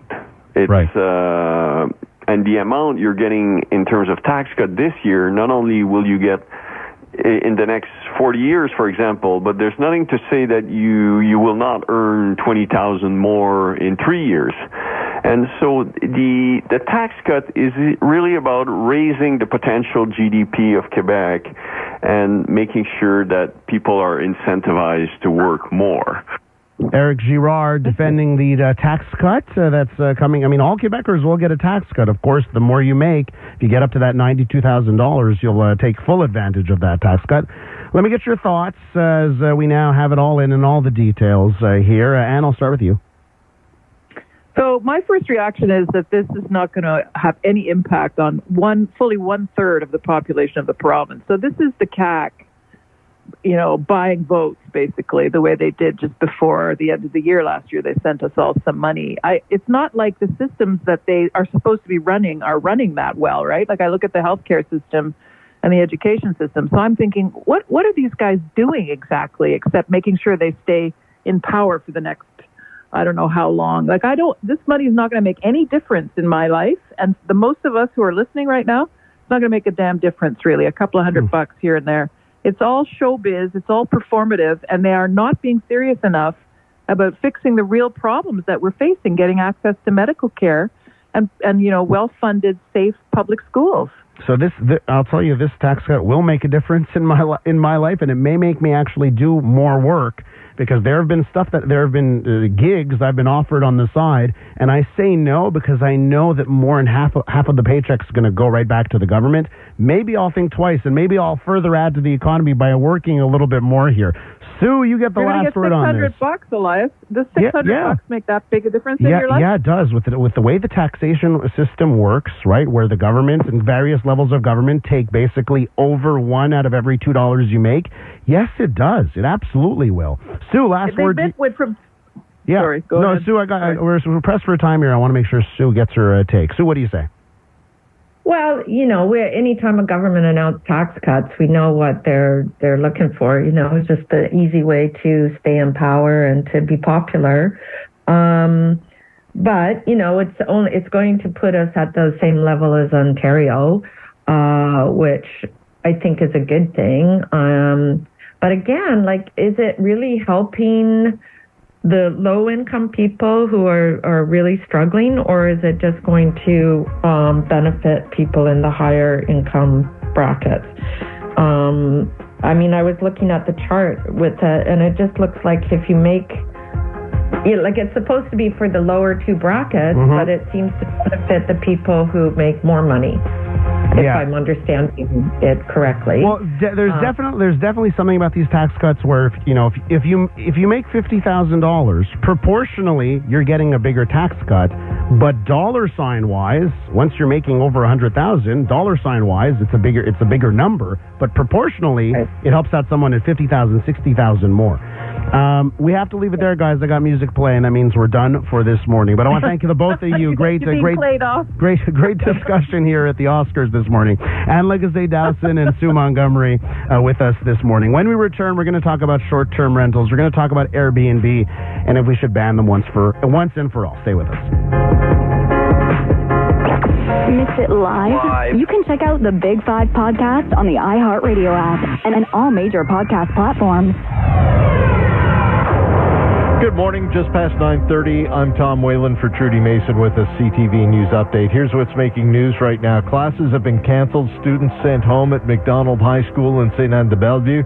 The shutdown precautionary was prompted by rumors of a possible shooting incident. Montreal police and the school board, the Lester B. Pearson School Board, confirmed there was no credible threat. There's no danger to staff or students, but the classes will remain closed for the day. Montreal police and fire officials held their daily press briefing at the site of the old Montreal fire that left a heritage building in ruins. A second crane has been brought in to facilitate the searchers, and police confirmed that there are still 3 victims unaccounted for. Prime Minister Justin Trudeau will be welcoming U.S. President Joe Biden in Ottawa tonight. Biden making his first official visit to Canada since taking office in 2021. With the latest now from the CJAD 800 Traffic Center, here's Debbie Marcellos. Well, good news. They've cleared away a stalled vehicle eastbound Metropolitan at Stinson, and it was in the right-hand lane, affecting traffic on the eastbound T-Can from Cavendish and to carry northbound bottom to top. So that's going to start to loosen up. Met westbound remains busy, but now stop and go between Lacordaire and DeCarry. It's heaviest Lackady into DeCarry, and eastbound Highway 20 still slowing through Lachine at 32nd Avenue, backing traffic on 13 southbound from Côte de Liesse. With a Momentum Plus savings account from Scotiabank, you can earn their best rate yet. Open and fund an account today. Visit scotiabank.com/MPSA. Traffic and transit every 15 minutes on CJAD 800. Your next report at 9:45.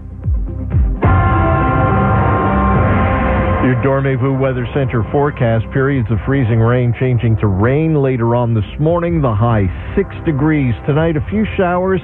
Those will end this evening. Then we'll have partly cloudy skies overnight with a low of -3. Tomorrow, a mix of sun and cloud with a high of +3. And then on Saturday, periods of snow or rain and a high of +2. Right now, there is some rain, and it is 0 in downtown Montreal. Your next CTV News Update at 10 o'clock. Live, local, and letting you have your say. Come join the conversation. The Elias Macco Show, CJAD 800. All right, coming up on the Elias Macco Show, we're going to talk to you about Airbnbs and short-term rentals in this city, and if it should just be banned, if that's just the easiest solution here. Now, I want to take you a few days back. I was off the last few days, thanks to Sarah Day for filling in over that time. So the last show I did before this morning was on Friday, right? So last Friday, I was walking in, because I walk to work, and as I'm walking into work, right, I hear and I see the smoke coming from Old Montreal, and you hear, there's a fire in the Old Port. So you get into work, and you're like, there's been a fire in the Old Port. And then we do our show, and as the day progresses, we find out just how much devastation is coming out of this fire, right? So, while I was off over the last few days, I'm keeping in touch with the news. And every time there's an update on this story, it gets worse and worse and worse, right? For first thing from last weekend, right? The worries, because this building was being used as an Airbnb, which is illegal in that part of the city. Old Port, you're not allowed to have an Airbnb in this part of Montreal. So you hear, people are unaccounted for. And, my heart just sank when I heard that, right? That the police were saying they're looking for a bunch of people, but they don't know because it's short-term rentals, so we don't know. Maybe people weren't even in the building, right? It could just be empty. And then you hear, people were in there, right? And you hear the stories about a father looking for his 18-year-old daughter. And then those stories keep getting worse and worse and worse. And now the latest, right? This morning we find out that firefighters have recovered 2 more bodies.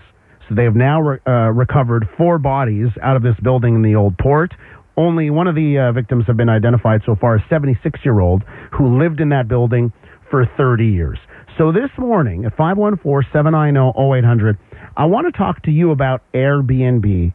And when I'm going to say Airbnb here because it's a sort of catch-all term for short-term rentals. This could be one way to just move on from this, and that is just ban it outright.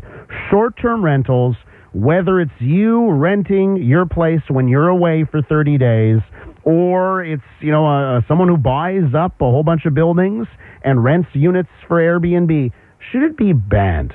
Because, as we look at what the system was before this fire, where provincial government has some regulations through Revenue Quebec, you must register, but the enforcement was lax. City of Montreal has regulations. You can only have Airbnb in certain spots, but of course, enforcement was lax. So when enforcement is lax, and when in order to get things done, you'll need a ton of inspectors, maybe the easy way out here is to just ban it completely. I want to know your thoughts. 514-790-0800. Should we ban Airbnb and other types of short-term rentals in the city of Montreal? We're going to get your take at 514-790-0800 next. The Elias Macco Show, brought to you by The Brick. Save up to $1,500 on sofas and sectionals. Visit The Brick for even more unadvertised manager specials. The Brick, saving you more. iHeartRadio, Canada's #1 streaming app for radio. Stay informed wherever you are with all your favorite talk hosts. The fight isn't over. In fact, it's just getting started. Where are you getting the funds to fight this battle? iHeartRadio. Anytime? Anywhere. Now with personalized playlists made just for you. And curated playlists, including your own. Add songs straight from live radio. Connect on the go with Apple CarPlay or Android Auto. iHeartRadio. Download the free iHeartRadio app today. I'm Mitsumi Takahashi. CTV News is Quebec's #1 source for news. Visit us online at ctvnewsmontreal.ca for all of our top stories, video, and live events. It's your home. Make it your news. CTV News Montreal. Do you know what you're paying? Do you know what you're paying for your mutual funds? Hello, I'm Richard Lapointe, investment advisor with CIBC Wood Gundy. Many Canadians are not aware that their mutual funds charge a yearly fee for the management of assets. This fee is hidden and charged whether you make money or not. I prefer to buy my clients high dividend paying stocks. If you're interested in getting paid instead of paying, call me. I'm Richard Lapointe, and I can always be reached at 847-6324. CIBC Wood Gundy is a division of CIBC World Markets, Inc., member of CIPF and IROC. Tom, the neighbor's outside in a Speedo again. Do we have to see that every morning? Darn it. I'm calling Clôture Prestige. It's the wrong size, too. Clôture Prestige. Safety, quality, and privacy. ClôturePrestige.com. Quebec's Fence Master.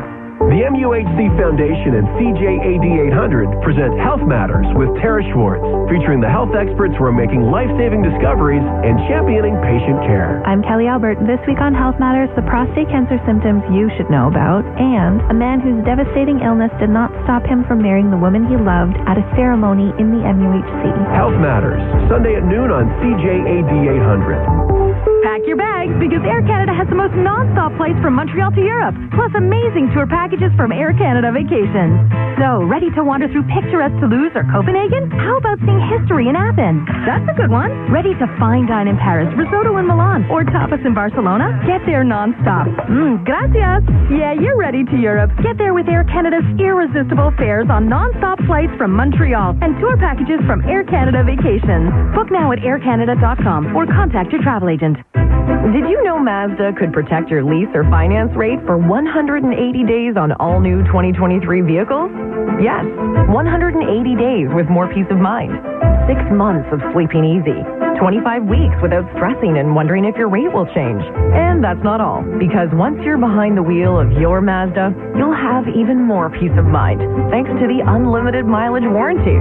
Hurry down to your Mazda dealership to reserve yours today. Conditions apply. Details on Mazda.ca.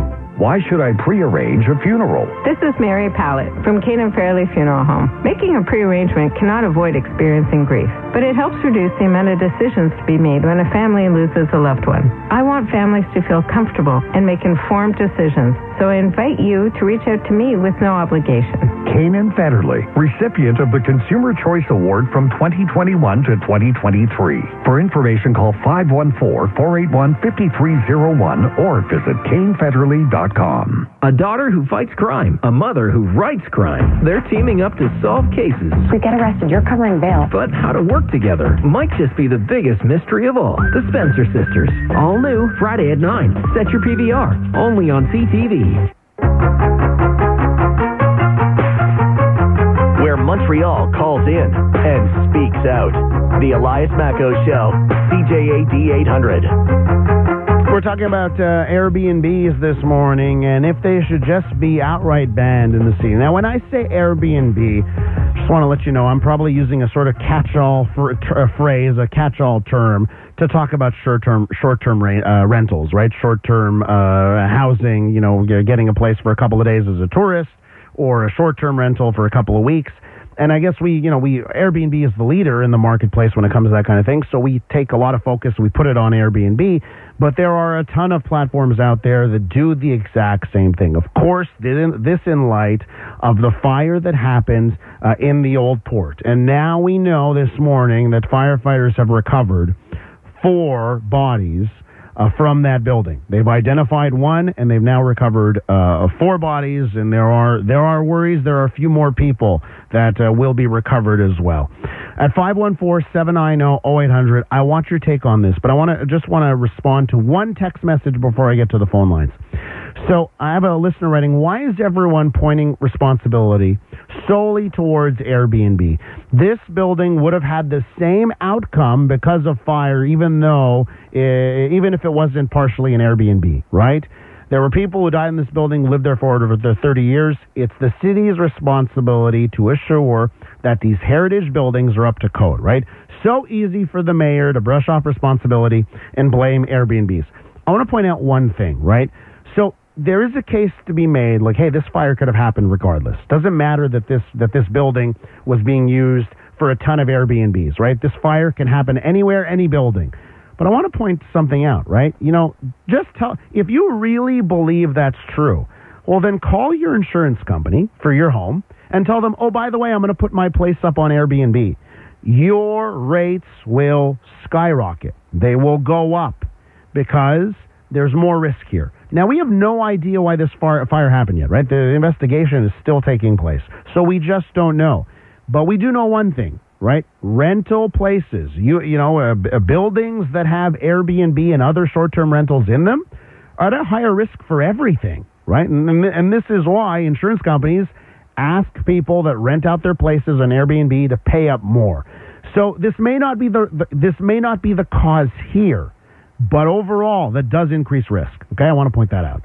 Let me go to Martin. We'll start things off here with Martin on the phone line. Hi, Martin. What do you want to say? Good morning. My answer is no, it should not be banned. Yes, it should be regulated.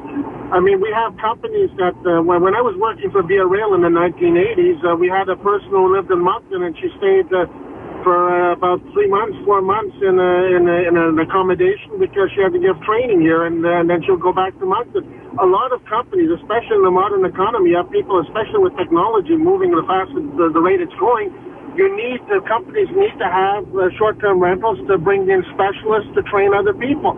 So, I mean, we look at the Airbnb as a stereotype, the college frat boys who use it to have a party. Well, that's one thing, but Airbnbs are also used for other purposes. Now, in terms of other banning, most condos have an implicit ban on it in a co-proprietorship declaration.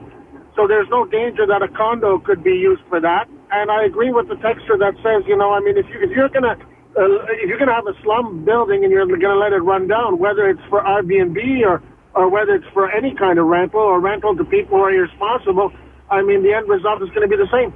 Martin, great call. And let me note something here, right? For those who are making the call to ban Airbnbs, there's a bit of hypocrisy that goes along with these calls for banning an Airbnb or short-term rentals, because who hasn't taken advantage of these same types of places in other cities, right? So that's why I'm not going to say we should ban Airbnbs, because, well, if I travel somewhere else, there's a chance, and now more often than not I'm going to a hotel, but there's a chance that I'll pick an Airbnb, right? And you may want to pick an Airbnb because of the type of spots that are available, especially if you're with a family and getting a room and getting a kitchen and that kind of thing. And also, the types of places. Sometimes you don't want to stay in a downtown filled with hotels. Sometimes you want to stay in an area that maybe is a little bit more artistic, right? So, and what makes this, the notion of banning Airbnbs, we can talk about this fire in the Old Port, but what also makes this question so important this morning is the fact that we have a housing crisis, right? And we have to look at that side as well. Cynthia, what do you want to say? Yes, hi. I think the onus is on the city. I personally believe that they're short-staffed and they don't have the resources to even go out and inspect these buildings, even if there's complaints made. I'm not for banning short-term rentals, but I do believe we should for the moment because the city and the government needs to apply the laws that already exist. Cynthia, that's an interesting notion, by the way. Maybe a temporary ban while we get our act in order and define clear rules. Cynthia, thanks so much for the call. Let's get to traffic here. It's 9:46, and we have to check in with the CJAD 800 Traffic Center. L'Orchestre Classique de Montréal presents Sharon Azrieli singing Michel Legrand. Tuesday, April 11th at Salle Pierre Mercure. For tickets, call 514-487-5190. And let's check in now with Debbie Marcellos. Elias, we're looking at a fairly decent drive. We have some congestion, though, on the island in Montreal at the Metropolitan. Met westbound is heavy Lackady into Décarie, some stop-and-go traffic through Montreal East, and we're seeing Décarie northbound starting to loosen up after an earlier stalled vehicle up on the Met East at Stinson. And so traffic is from Sherbrooke, but it's slow and steady on Décarie northbound, and eastbound Highway 40 just slowing before Côte de Liesse into Décarie. Southbound Décarie busy down to Jean Talon and still heavy on 13 southbound before Hickmore to board the 20. Lisa 2023 Lexus NX from $298 bi-weekly at 24 months with $5,123 down. See your local Lexus dealer for details. Let us know what you see on the roads. Calling your tips to Star 800, your next report at 10 o'clock. Hit music lives on Virgin Radio, home of the biggest artists. Baby, calm down, calm down. Boost your mood with Montreal's #1 hit music station, 95.9 Virgin Radio. Morgan Cohen, Scott Patterson, and Chad Michael Murray star in the CTV original series, Sullivan's Crossing. New episodes Sunday at 7, only on CTV. Are you concerned about your parents' well-being? The aging process can be stressful and challenging. Liana's Senior Transition Support provides guidance in life transitions, from elder care planning consultation to exploring home care and senior residence options. Solutions are available right now. Hi, I'm Matt Del Vecchio. Call us for a free, no-obligation consultation at 514-622-8074 or look us up at Liana's Senior Transition Support. That's Liana's Senior Transition Support. It's Trevi's Great Spring Sale with special prices on in-ground and above-ground pools, spas, pavilions, garden furniture, plus our offer of no payments or interest for 2 springs for a limited time only. Details in stores. Air Transat presents a 32-year-old man discovering the basic principles of snorkeling while on vacation in Mexico.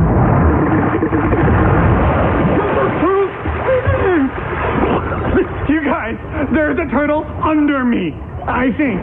Open up a world of experiences with the Hello Spring promo. Book your vacation package down south and get up to 40% off.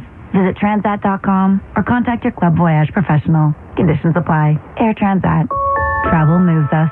Do you have a blocked nose, a scratchy throat, an upset stomach? Follow your pharmacist's advice and rest up at home. There are efficient alternatives to the emergency room. Learn more at quebec.ca/health access. A message from the Gouvernement du Québec. During Cora's Skillet Festival, it'll be hard to choose between our 5 new skillet dishes. We've got the burger in a skillet for all the burger lovers, the hot chicken style skillet, a comforting classic, and the savory halloumi chorizo sausage skillet, among others. When it comes to skillets, we've got a serious skill set. Offer valid until April 30th in restaurant for takeout and for delivery. I do breakfast at Cora's Breakfast and Lunch Skillet Festival.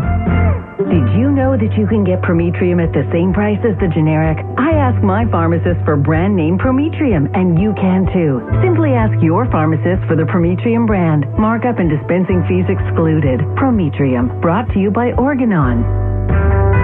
Dominate winter during the 4x4 winter event. Get behind the wheel of a workhorse with 15% off MSRP on the 2022 Ram 1500 Classic.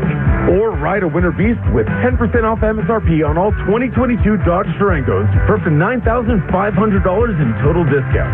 Plus, get an extra $1,000 in 4x4 bonus cash on these great vehicles.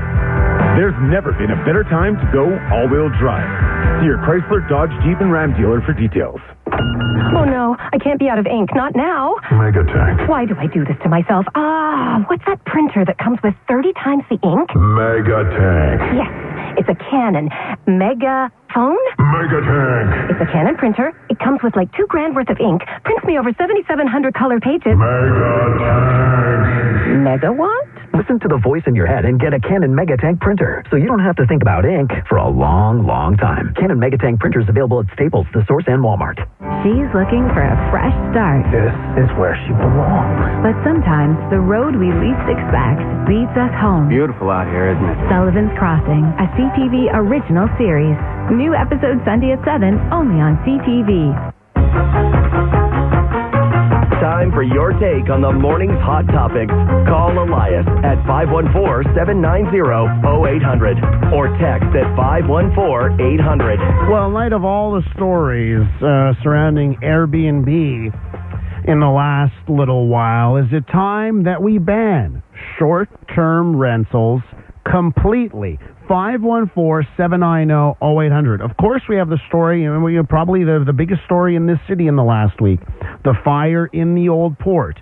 Firefighters have now recovered 4 bodies. They fear that there are a few more to come. One of the victims has been identified, a 76-year-old that lived in that building for 30 years. But, of course, we've now learned that there were many units in this building that were being used for Airbnb. And that does increase the risk of bad things happening. When you have Airbnb in a building, worse things happen. Just ask any insurance company when it comes to that fact. As well, we're talking about a housing crisis, right? We need more housing in this city. And perhaps if you ban Airbnb, you end up in a better situation for all of us when we try and find that next apartment. Let me get your take on this. We're going to go back to the phone lines here, and we're going to start off this half with Andrew. Hi, Andrew. Hi there. Hi, what do you say? Well, I'm a little uncomfortable using the question of banning Airbnb, and basically because, well, let's just say, I wouldn't say we should ban it because of this fire, because we still don't know exactly what happened with the fire. Yep. You know, one of the questions I have is maybe we should be asking, you know, should we be preserving these old buildings, you know? Maybe they're dangerous. But, you know, I do use Airbnb, but, you know, that's usually for a cottage up north, someone's, house in the country. That seems, you know, fairly safe. I would say not ban it, but definitely regulate it. For sure, there's too many people using Airbnb to rent out apartments that they never live in. And there's a lot of people looking for long-term apartments, and they can't find them. And I think it's up to the municipality to do these regulations. I know in Magog, they actually do have some laws in place now in terms of how long you can rent out cottages, because it was becoming a problem there as well. I think if you live in a place now, you're allowed 30 days, right? If it's actually your place, you live in it 30 days. What they're trying to avoid is people turning it into a little business for themselves. Andrew, thanks for the call. A lot of to think about there. Want to point this out, right? When we talk about Airbnbs in the city here.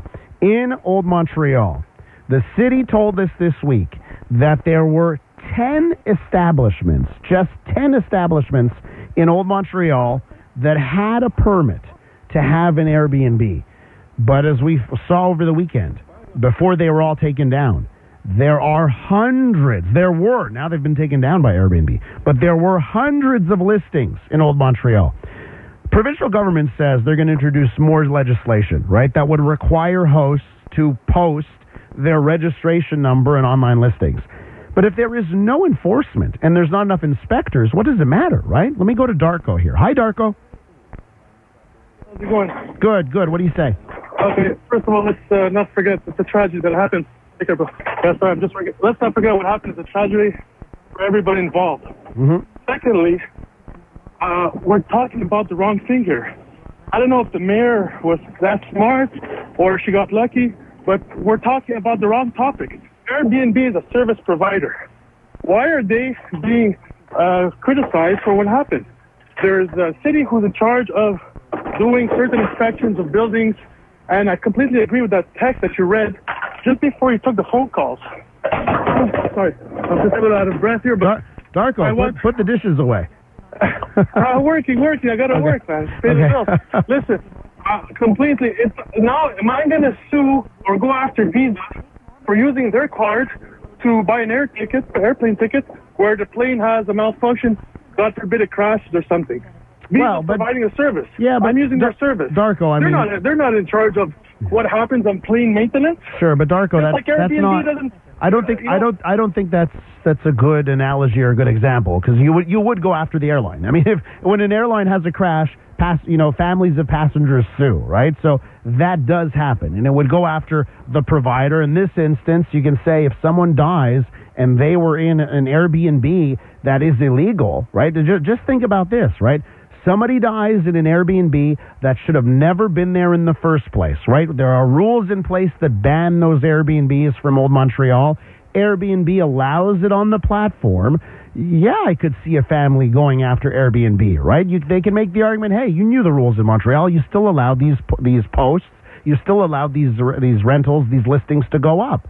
So listen, I get what you're saying in that going after Airbnb, the company, when this issue is far-reaching. I mean, as I said before, I'm using Airbnb as a catch-all term to talk about short-term rentals in general, and I use Airbnb because everyone knows what that is, and it's the brand name that has sort of become a verb almost. I'm going to Airbnb. I'm going to Google, right? It's a verb now. So that's why I'm using Airbnb, but it could apply to any short-term rental.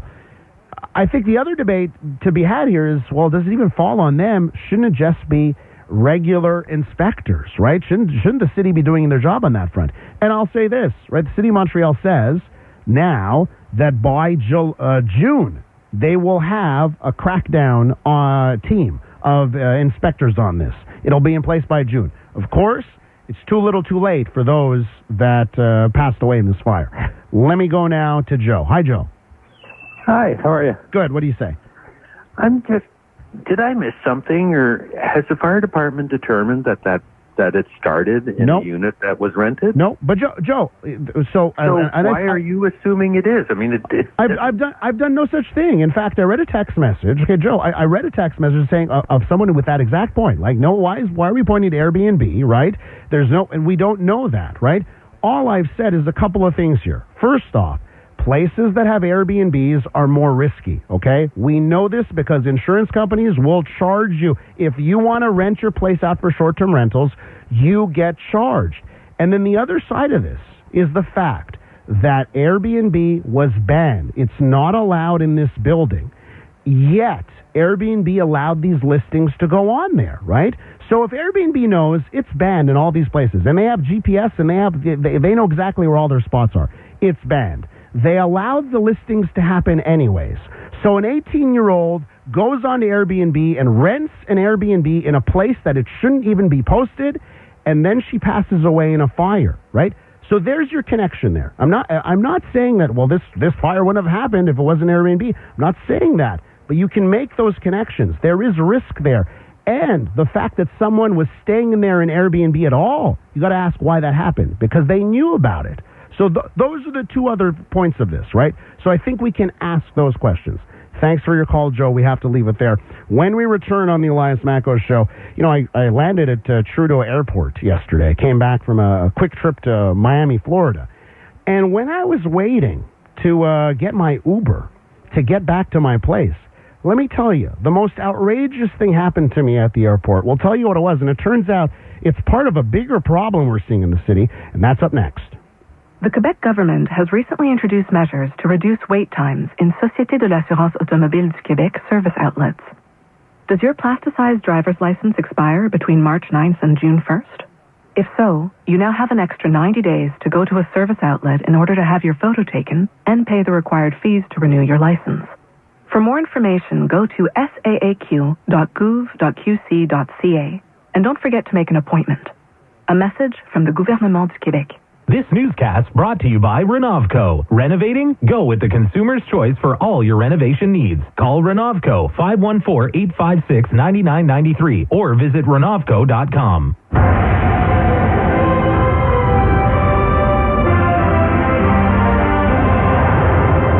Good morning. It's 10:01. I'm Tom Whalen for Trudy Mason with your CTV News update. 0 downtown. Freezing rain has started, and our freezing rain warning remains in effect. We'll have weather details in minutes. Here's what's making news. Search continues for victims today, 1 week after the devastating fire in Old Montreal. Russia threatens further escalation in Ukraine after the UK offers munitions help to the Ukrainian military, and U.S. President Biden set to address Parliament tomorrow. With the latest from the CJAD 800 Traffic Center, here's Debbie Marcellos. Tom, it's a bit of a messy drive, and so you need to drive with caution. It can be icy in spots. Traffic right now on the eastbound Pecan, just slowing Côte de Liesse into Décarie through to Stinson. Westbound side of the Met, stop and go from P9 into Décarie, and northbound Décarie busy from Queen Mary to the top. On the eastbound 20 is a minor slowdown at 32nd Avenue, but 13 south to board the 20 is backed up from Côte de Liesse. No problems in from the South Shore. With a Momentum Plus savings account from Scotiabank, you can earn their best rate yet. Open and fund an account today. Visit scotiabank.com/MPSA. Traffic and transit every 15 minutes on CJAD 800. Your next report at 10:15.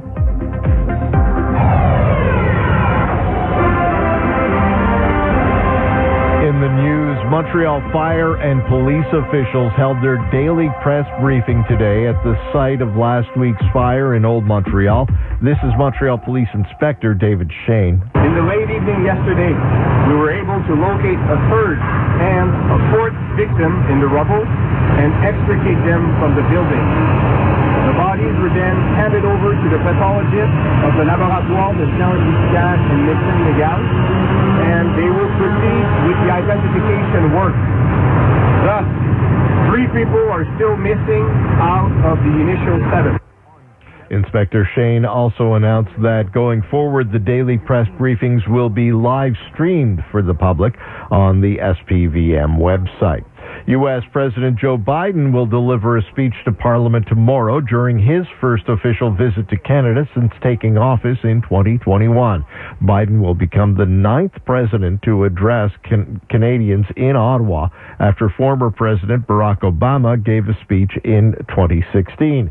The U.S. president is set to arrive in Ottawa tonight and will only be in the country for 24 hours, a significantly less elaborate itinerary than first envisioned by the Prime Minister's office when Biden first became Commander-in-Chief more than 2 years ago.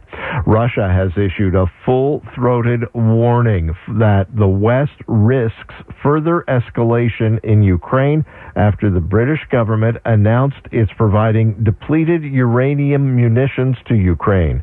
Moscow falsely claims the munitions have nuclear components. U.S. National Security Council spokesperson John Kirby says there is an easy solution to Russia's concerns. The Russians are very concerned about their tanks staying fully operational. They can just take them across the border back into Russia and take them out of Ukraine. They don't belong there in the first place. Depleted uranium is a byproduct of the uranium enrichment process needed to create nuclear weapons. The rounds retain some radioactive properties, but they can't generate a nuclear reaction like a nuclear weapon would. And still in the U.S., TikTok's CEO appears on Capitol Hill today to face a grilling by U.S. lawmakers. Some politicians have started talking about banning TikTok. The CEO of TikTok reached out directly to users ahead of his appearance before the U.S. House Committee on Energy and Commerce today. Amid escalating U.S.-China tensions, Shouzi Chu will be making a case for why the popular video-sharing app isn't a national security risk. TikTok has been trying to sell officials on a $1.5 billion plan called Project Texas, which routes all U.S. user data to domestic servers owned and maintained by software giant Oracle. Texas business owner Gohar Khan is one of the influencers lobbying against a ban. Those brand deals would go away, and so is 60% of my consulting business. Jennifer King, Washington. Follow us on Instagram and Twitter at CJAD 800. Your Dormez-vous Weather Center forecast, periods of freezing rain changing to rain later on today. The high 6, our freezing rain warning remains in effect. Showers end this evening, then partly cloudy overnight, the low -3. A mix of sun and cloud and +3 tomorrow. On Saturday, periods of rain or snow with a high of +2. Right now, there is freezing rain in downtown Montreal, and the temperature is 0. For all the news during the day, stream us on your smart speaker. Just say play CJAD 800. Your next CTV News update at 10:30.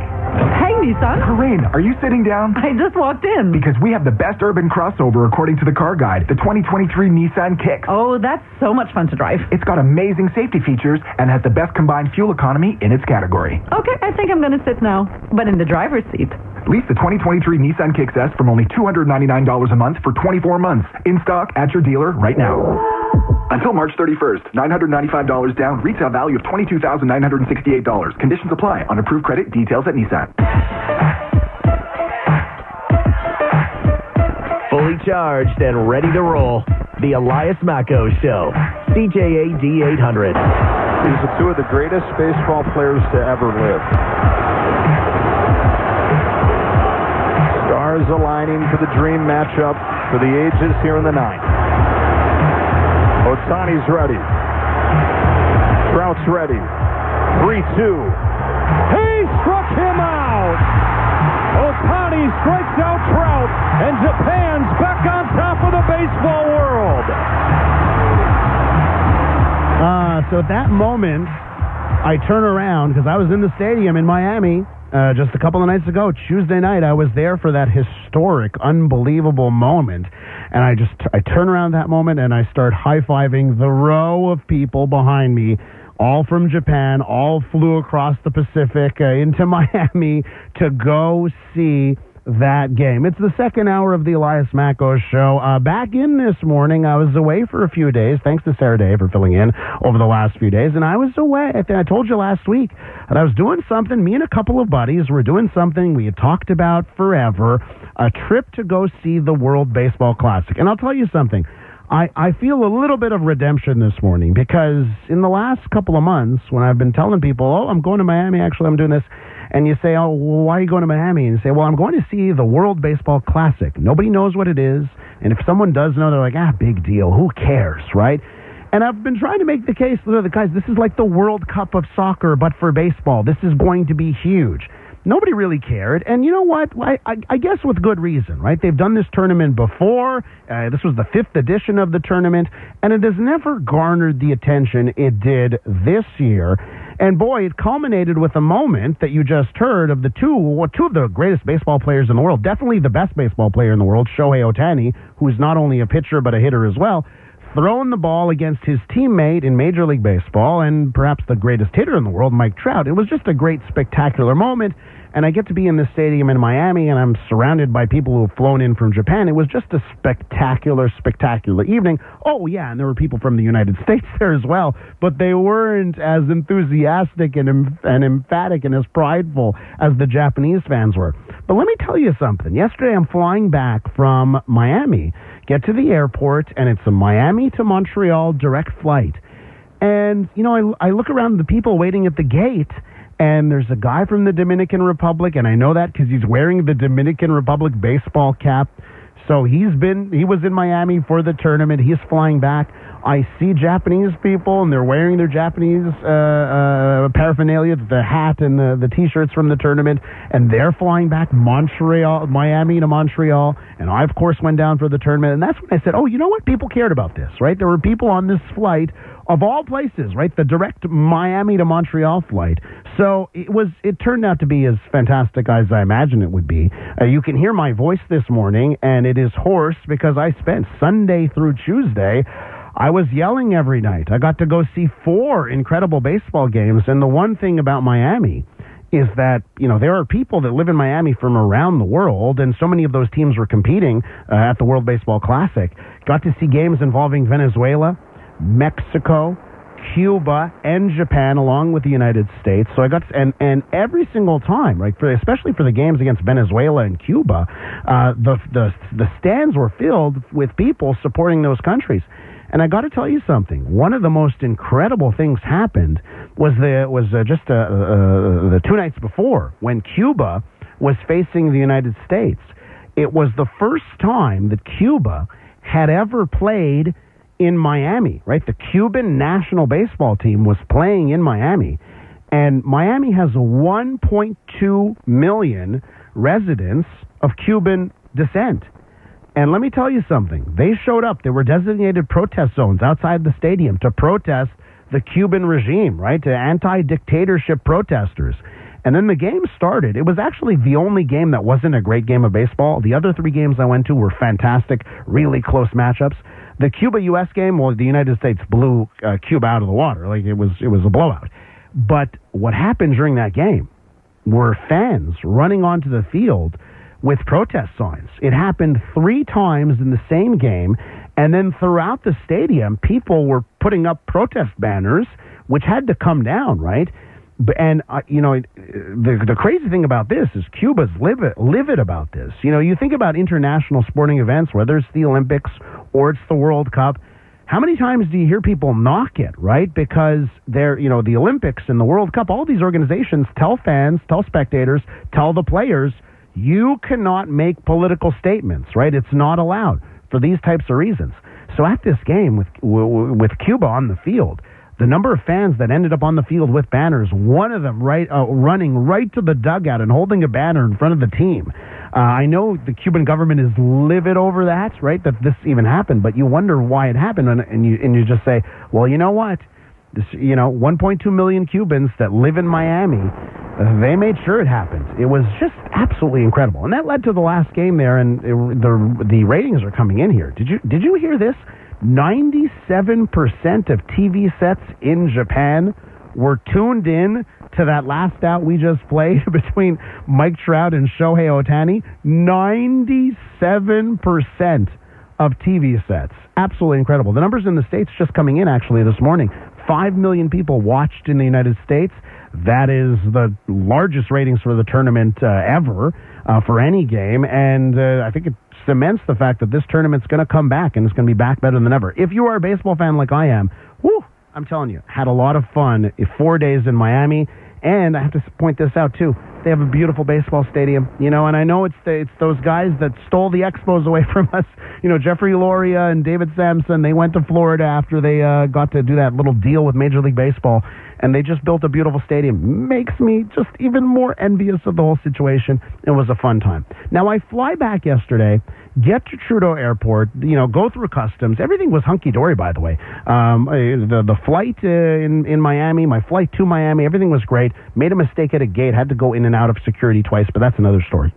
Get to Trudeau Airport, and I take out my phone to grab a cab to go back into downtown to my place.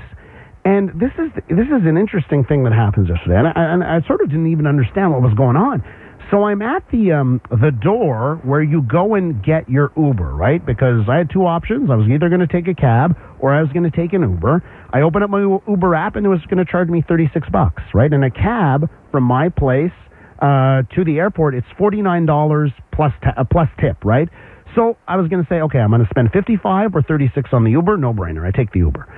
So I get to the door, and as I'm at the door to go get my Uber at the airport, a guy comes up to me, and he looks both ways, and he says, do you want a taxi? And I'm like, what? I just didn't understand. I'm like, I'm at the gate. I'm already at the door to get my Uber. Who is this guy? Why is he asking if he wants Uber? And I go, what? He goes, do you want a taxi? And I said, no, I'm okay. And then I'm like, that was odd. I mean, I'm not at the taxi area. I'm at the Uber area. Why is he asking me if I want a taxi? And then I see him go up to 2 other people and do the same thing. I said, oh, geez, I guess he's just trying to make $20 on the side here and pick people up directly at the airport. That's interesting, because I guess if you can undercut Uber, why not? And then I find out, I'm reading La Presse this morning. This is a big story in La Presse. And then the light bulb goes off in my head. I don't know if this is happening to you. So apparently, since the deregulation of the taxi industry now, it has become the Wild West. And apparently, illegal taxis are operating. So I don't know if this has happened to you, whether you're at the airport, a tourist attraction, another spot where a lot of people need taxis, cabs, or Ubers all at the same time. But this happened to me yesterday. So when I read the story this morning in La Presse talking about exactly that we now have a big problem in the city about illegal taxis, everything came together. I said, geez, that's what happened to me. This was an illegal taxi trying to pick up a fare at the airport. So be aware of that. And, we're reaching out to the taxi industry on this one. We want to find out more on this. But be aware, that's not a legitimate way of getting a fare in this city. Taxi drivers are not going to come up to you while you're at the airport and on the sly ask you if you want to ride.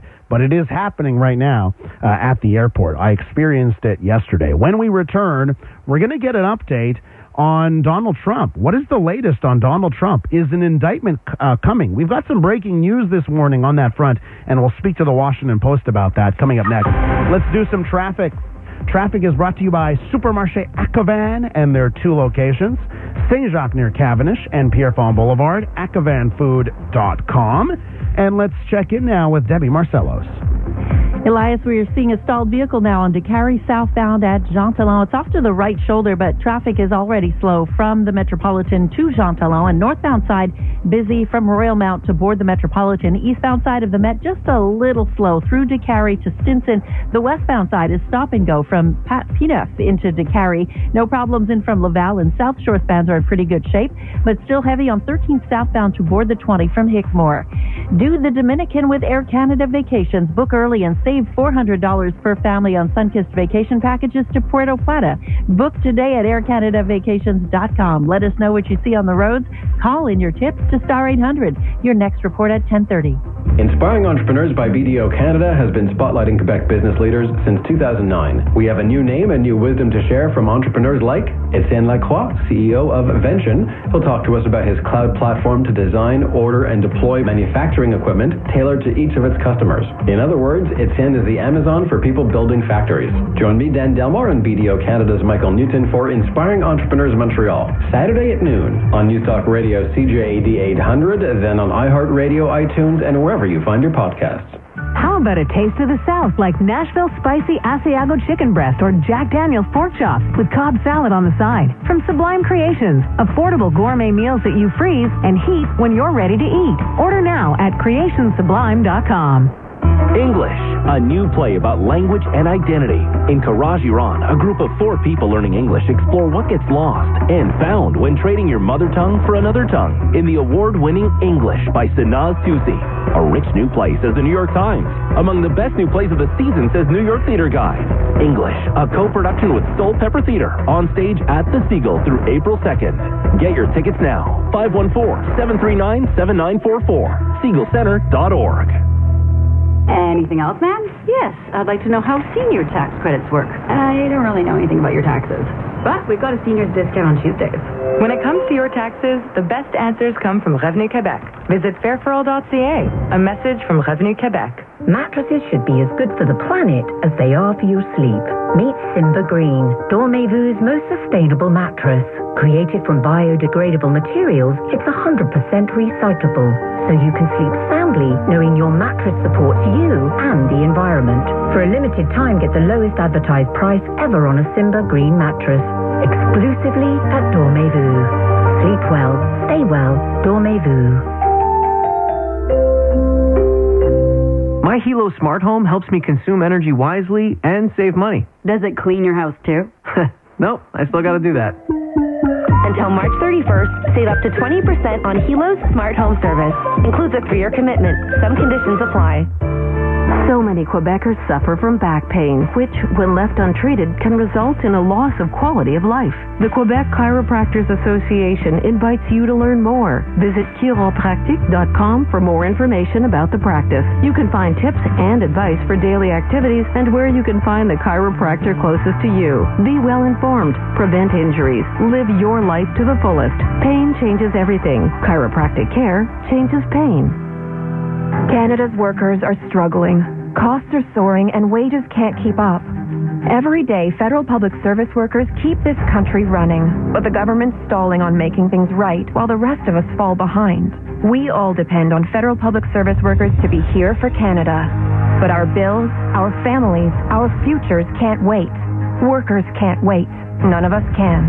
Show your support at workerscan'twait.ca. A message from the Public Service Alliance of Canada. When the time comes to choose a new Lexus, never compromise on quality. Buy or lease your new Lexus at Spinelli Lexus. From runway to roadway, luxury awaits you at Spinelli Lexus. Lease a 2023 RX 350 Premium Package all-wheel drive. Available for immediate delivery for $358 bi-weekly for 24 months at 6.4% with $6,811 down. Enjoy the Lexus RX experience from $61,468. Spinelli Lexus, the address of choice for all automotive services.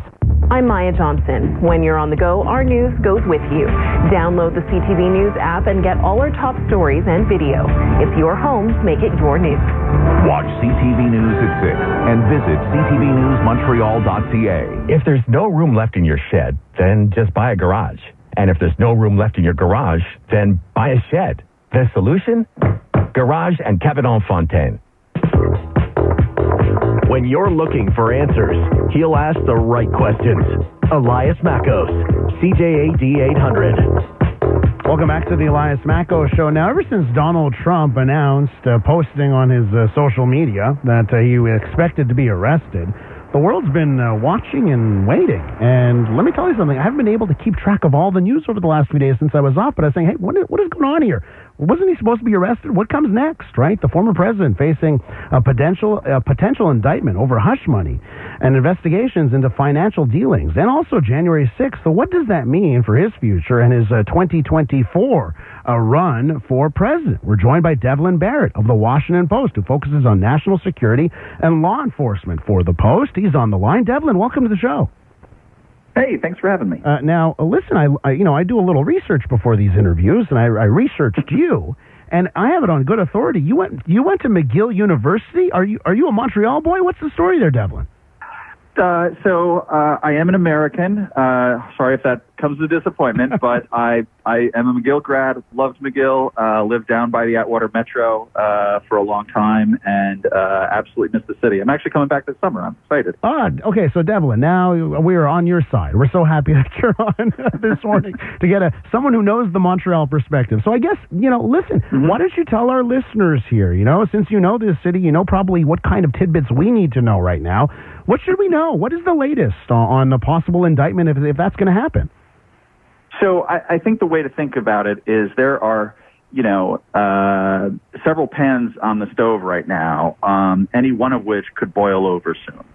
And one is in Manhattan, where the district attorney, that's the local prosecutor, has a grand jury hearing evidence on hush money payments over an alleged affair in a case that goes back, to the 2016 campaign. And a lot of people describe as a zombie case because it just seems to keep plodding along, and it doesn't die and it doesn't live. It just keeps going. But now there's an increasing expectation because Trump basically publicly declared he was going to be arrested. But to be honest, I think you still need to view that case with a bit of a grain of salt, just because, Trump's declaration of his arrest was supposed to happen on Tuesday, and it's now Thursday, and so that case is going forward, and we're keeping, obviously, sort of a daily watch on how that grand jury proceeds. Separate from that, you've got a pretty serious federal investigation going on in Washington into all the classified documents that were at his home, at Trump's home, after he stopped being the president.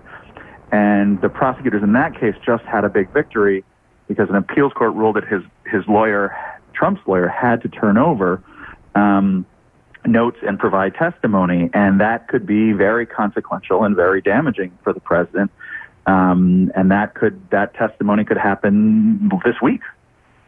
And Devlin, why all these delays? It's so interesting, and whether it comes to the January 6th investigation, that thing as well, right? You sort of see, well, there's evidence, right? You think there's evidence. You've heard all these reports.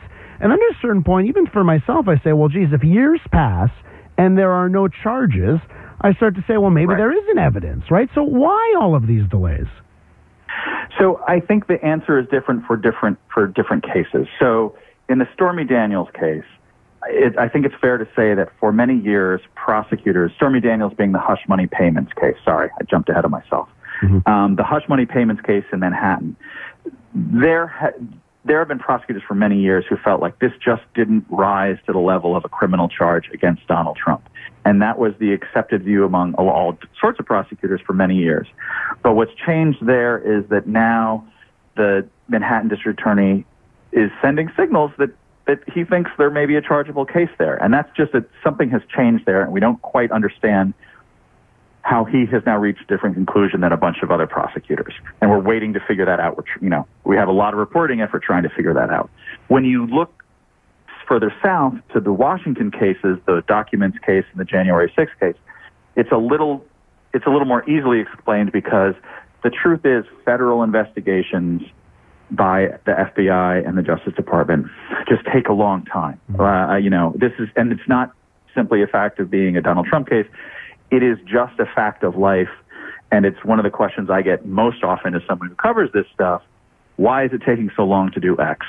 And the honest answer is these cases that are done by the feds take a long time. That's the nature of how they work those cases. But they also have, when they do file charges, they also have I think a 97% conviction rate. So the reason they take so long is in part because the prosecutors go out of their way to make sure they basically have every confidence that the case will succeed. So there's two different answers depending on which case you're talking about. We're with Devlin Barrett from the Washington Post discussing Donald Trump and the potential indictments he's facing. Devlin, from the judicial to the political, let's talk about the potential political aspects of this, whether you're Joe Biden and the Democrats or whether it's the Republican field. What are the political ramifications here? Well, there's a few things. One, I think you see Trump already fundraising off of the Manhattan DA investigation and the possibility of him being indicted in the hush money payments case. That tells you that while obviously no one wants to be indicted and no one wants to be arrested, that Trump's folks do see some political hay to make out of this case, and that, obviously Trump's argument is this is a politically motivated prosecution. They're coming after me again because they just don't want me to be the president again. And that's the only reason why this investigation exists. I think in the federal investigations, I think what you see is, while we still don't know if those will lead to criminal charges, I think you see that has, to some degree damaged Trump's brand as a politician, but he's still running. And what's going on right now is you're seeing a sort of awkward dance between Trump and a lot of senior Republicans in the party, and everyone's trying to figure out how they are going to manage this early primary competition, especially when it comes to people like the Florida governor, Ron DeSantis. And there is a distancing from Trump by some in the Republican Party, in part because of these investigations. But it's not no one has written him off. No one has sort of, broken ties completely, because I think in a lot of Republicans' minds, in the back of their minds, they know there is a universe in which he becomes the nominee. And let's talk about other possibilities here. Of course, we've been waiting, and we'll end up waiting this week. But a week from now, Devlin, a week from today, is it likely that Donald Trump has been arrested? Oh, I don't... This is going to sound like a weaselly answer. I don't like to use the word likely. I think, reporters are quite bad at predicting the future. And so I think when we try, we sort of invite people to think we're maybe dopes. I think it's certainly possible.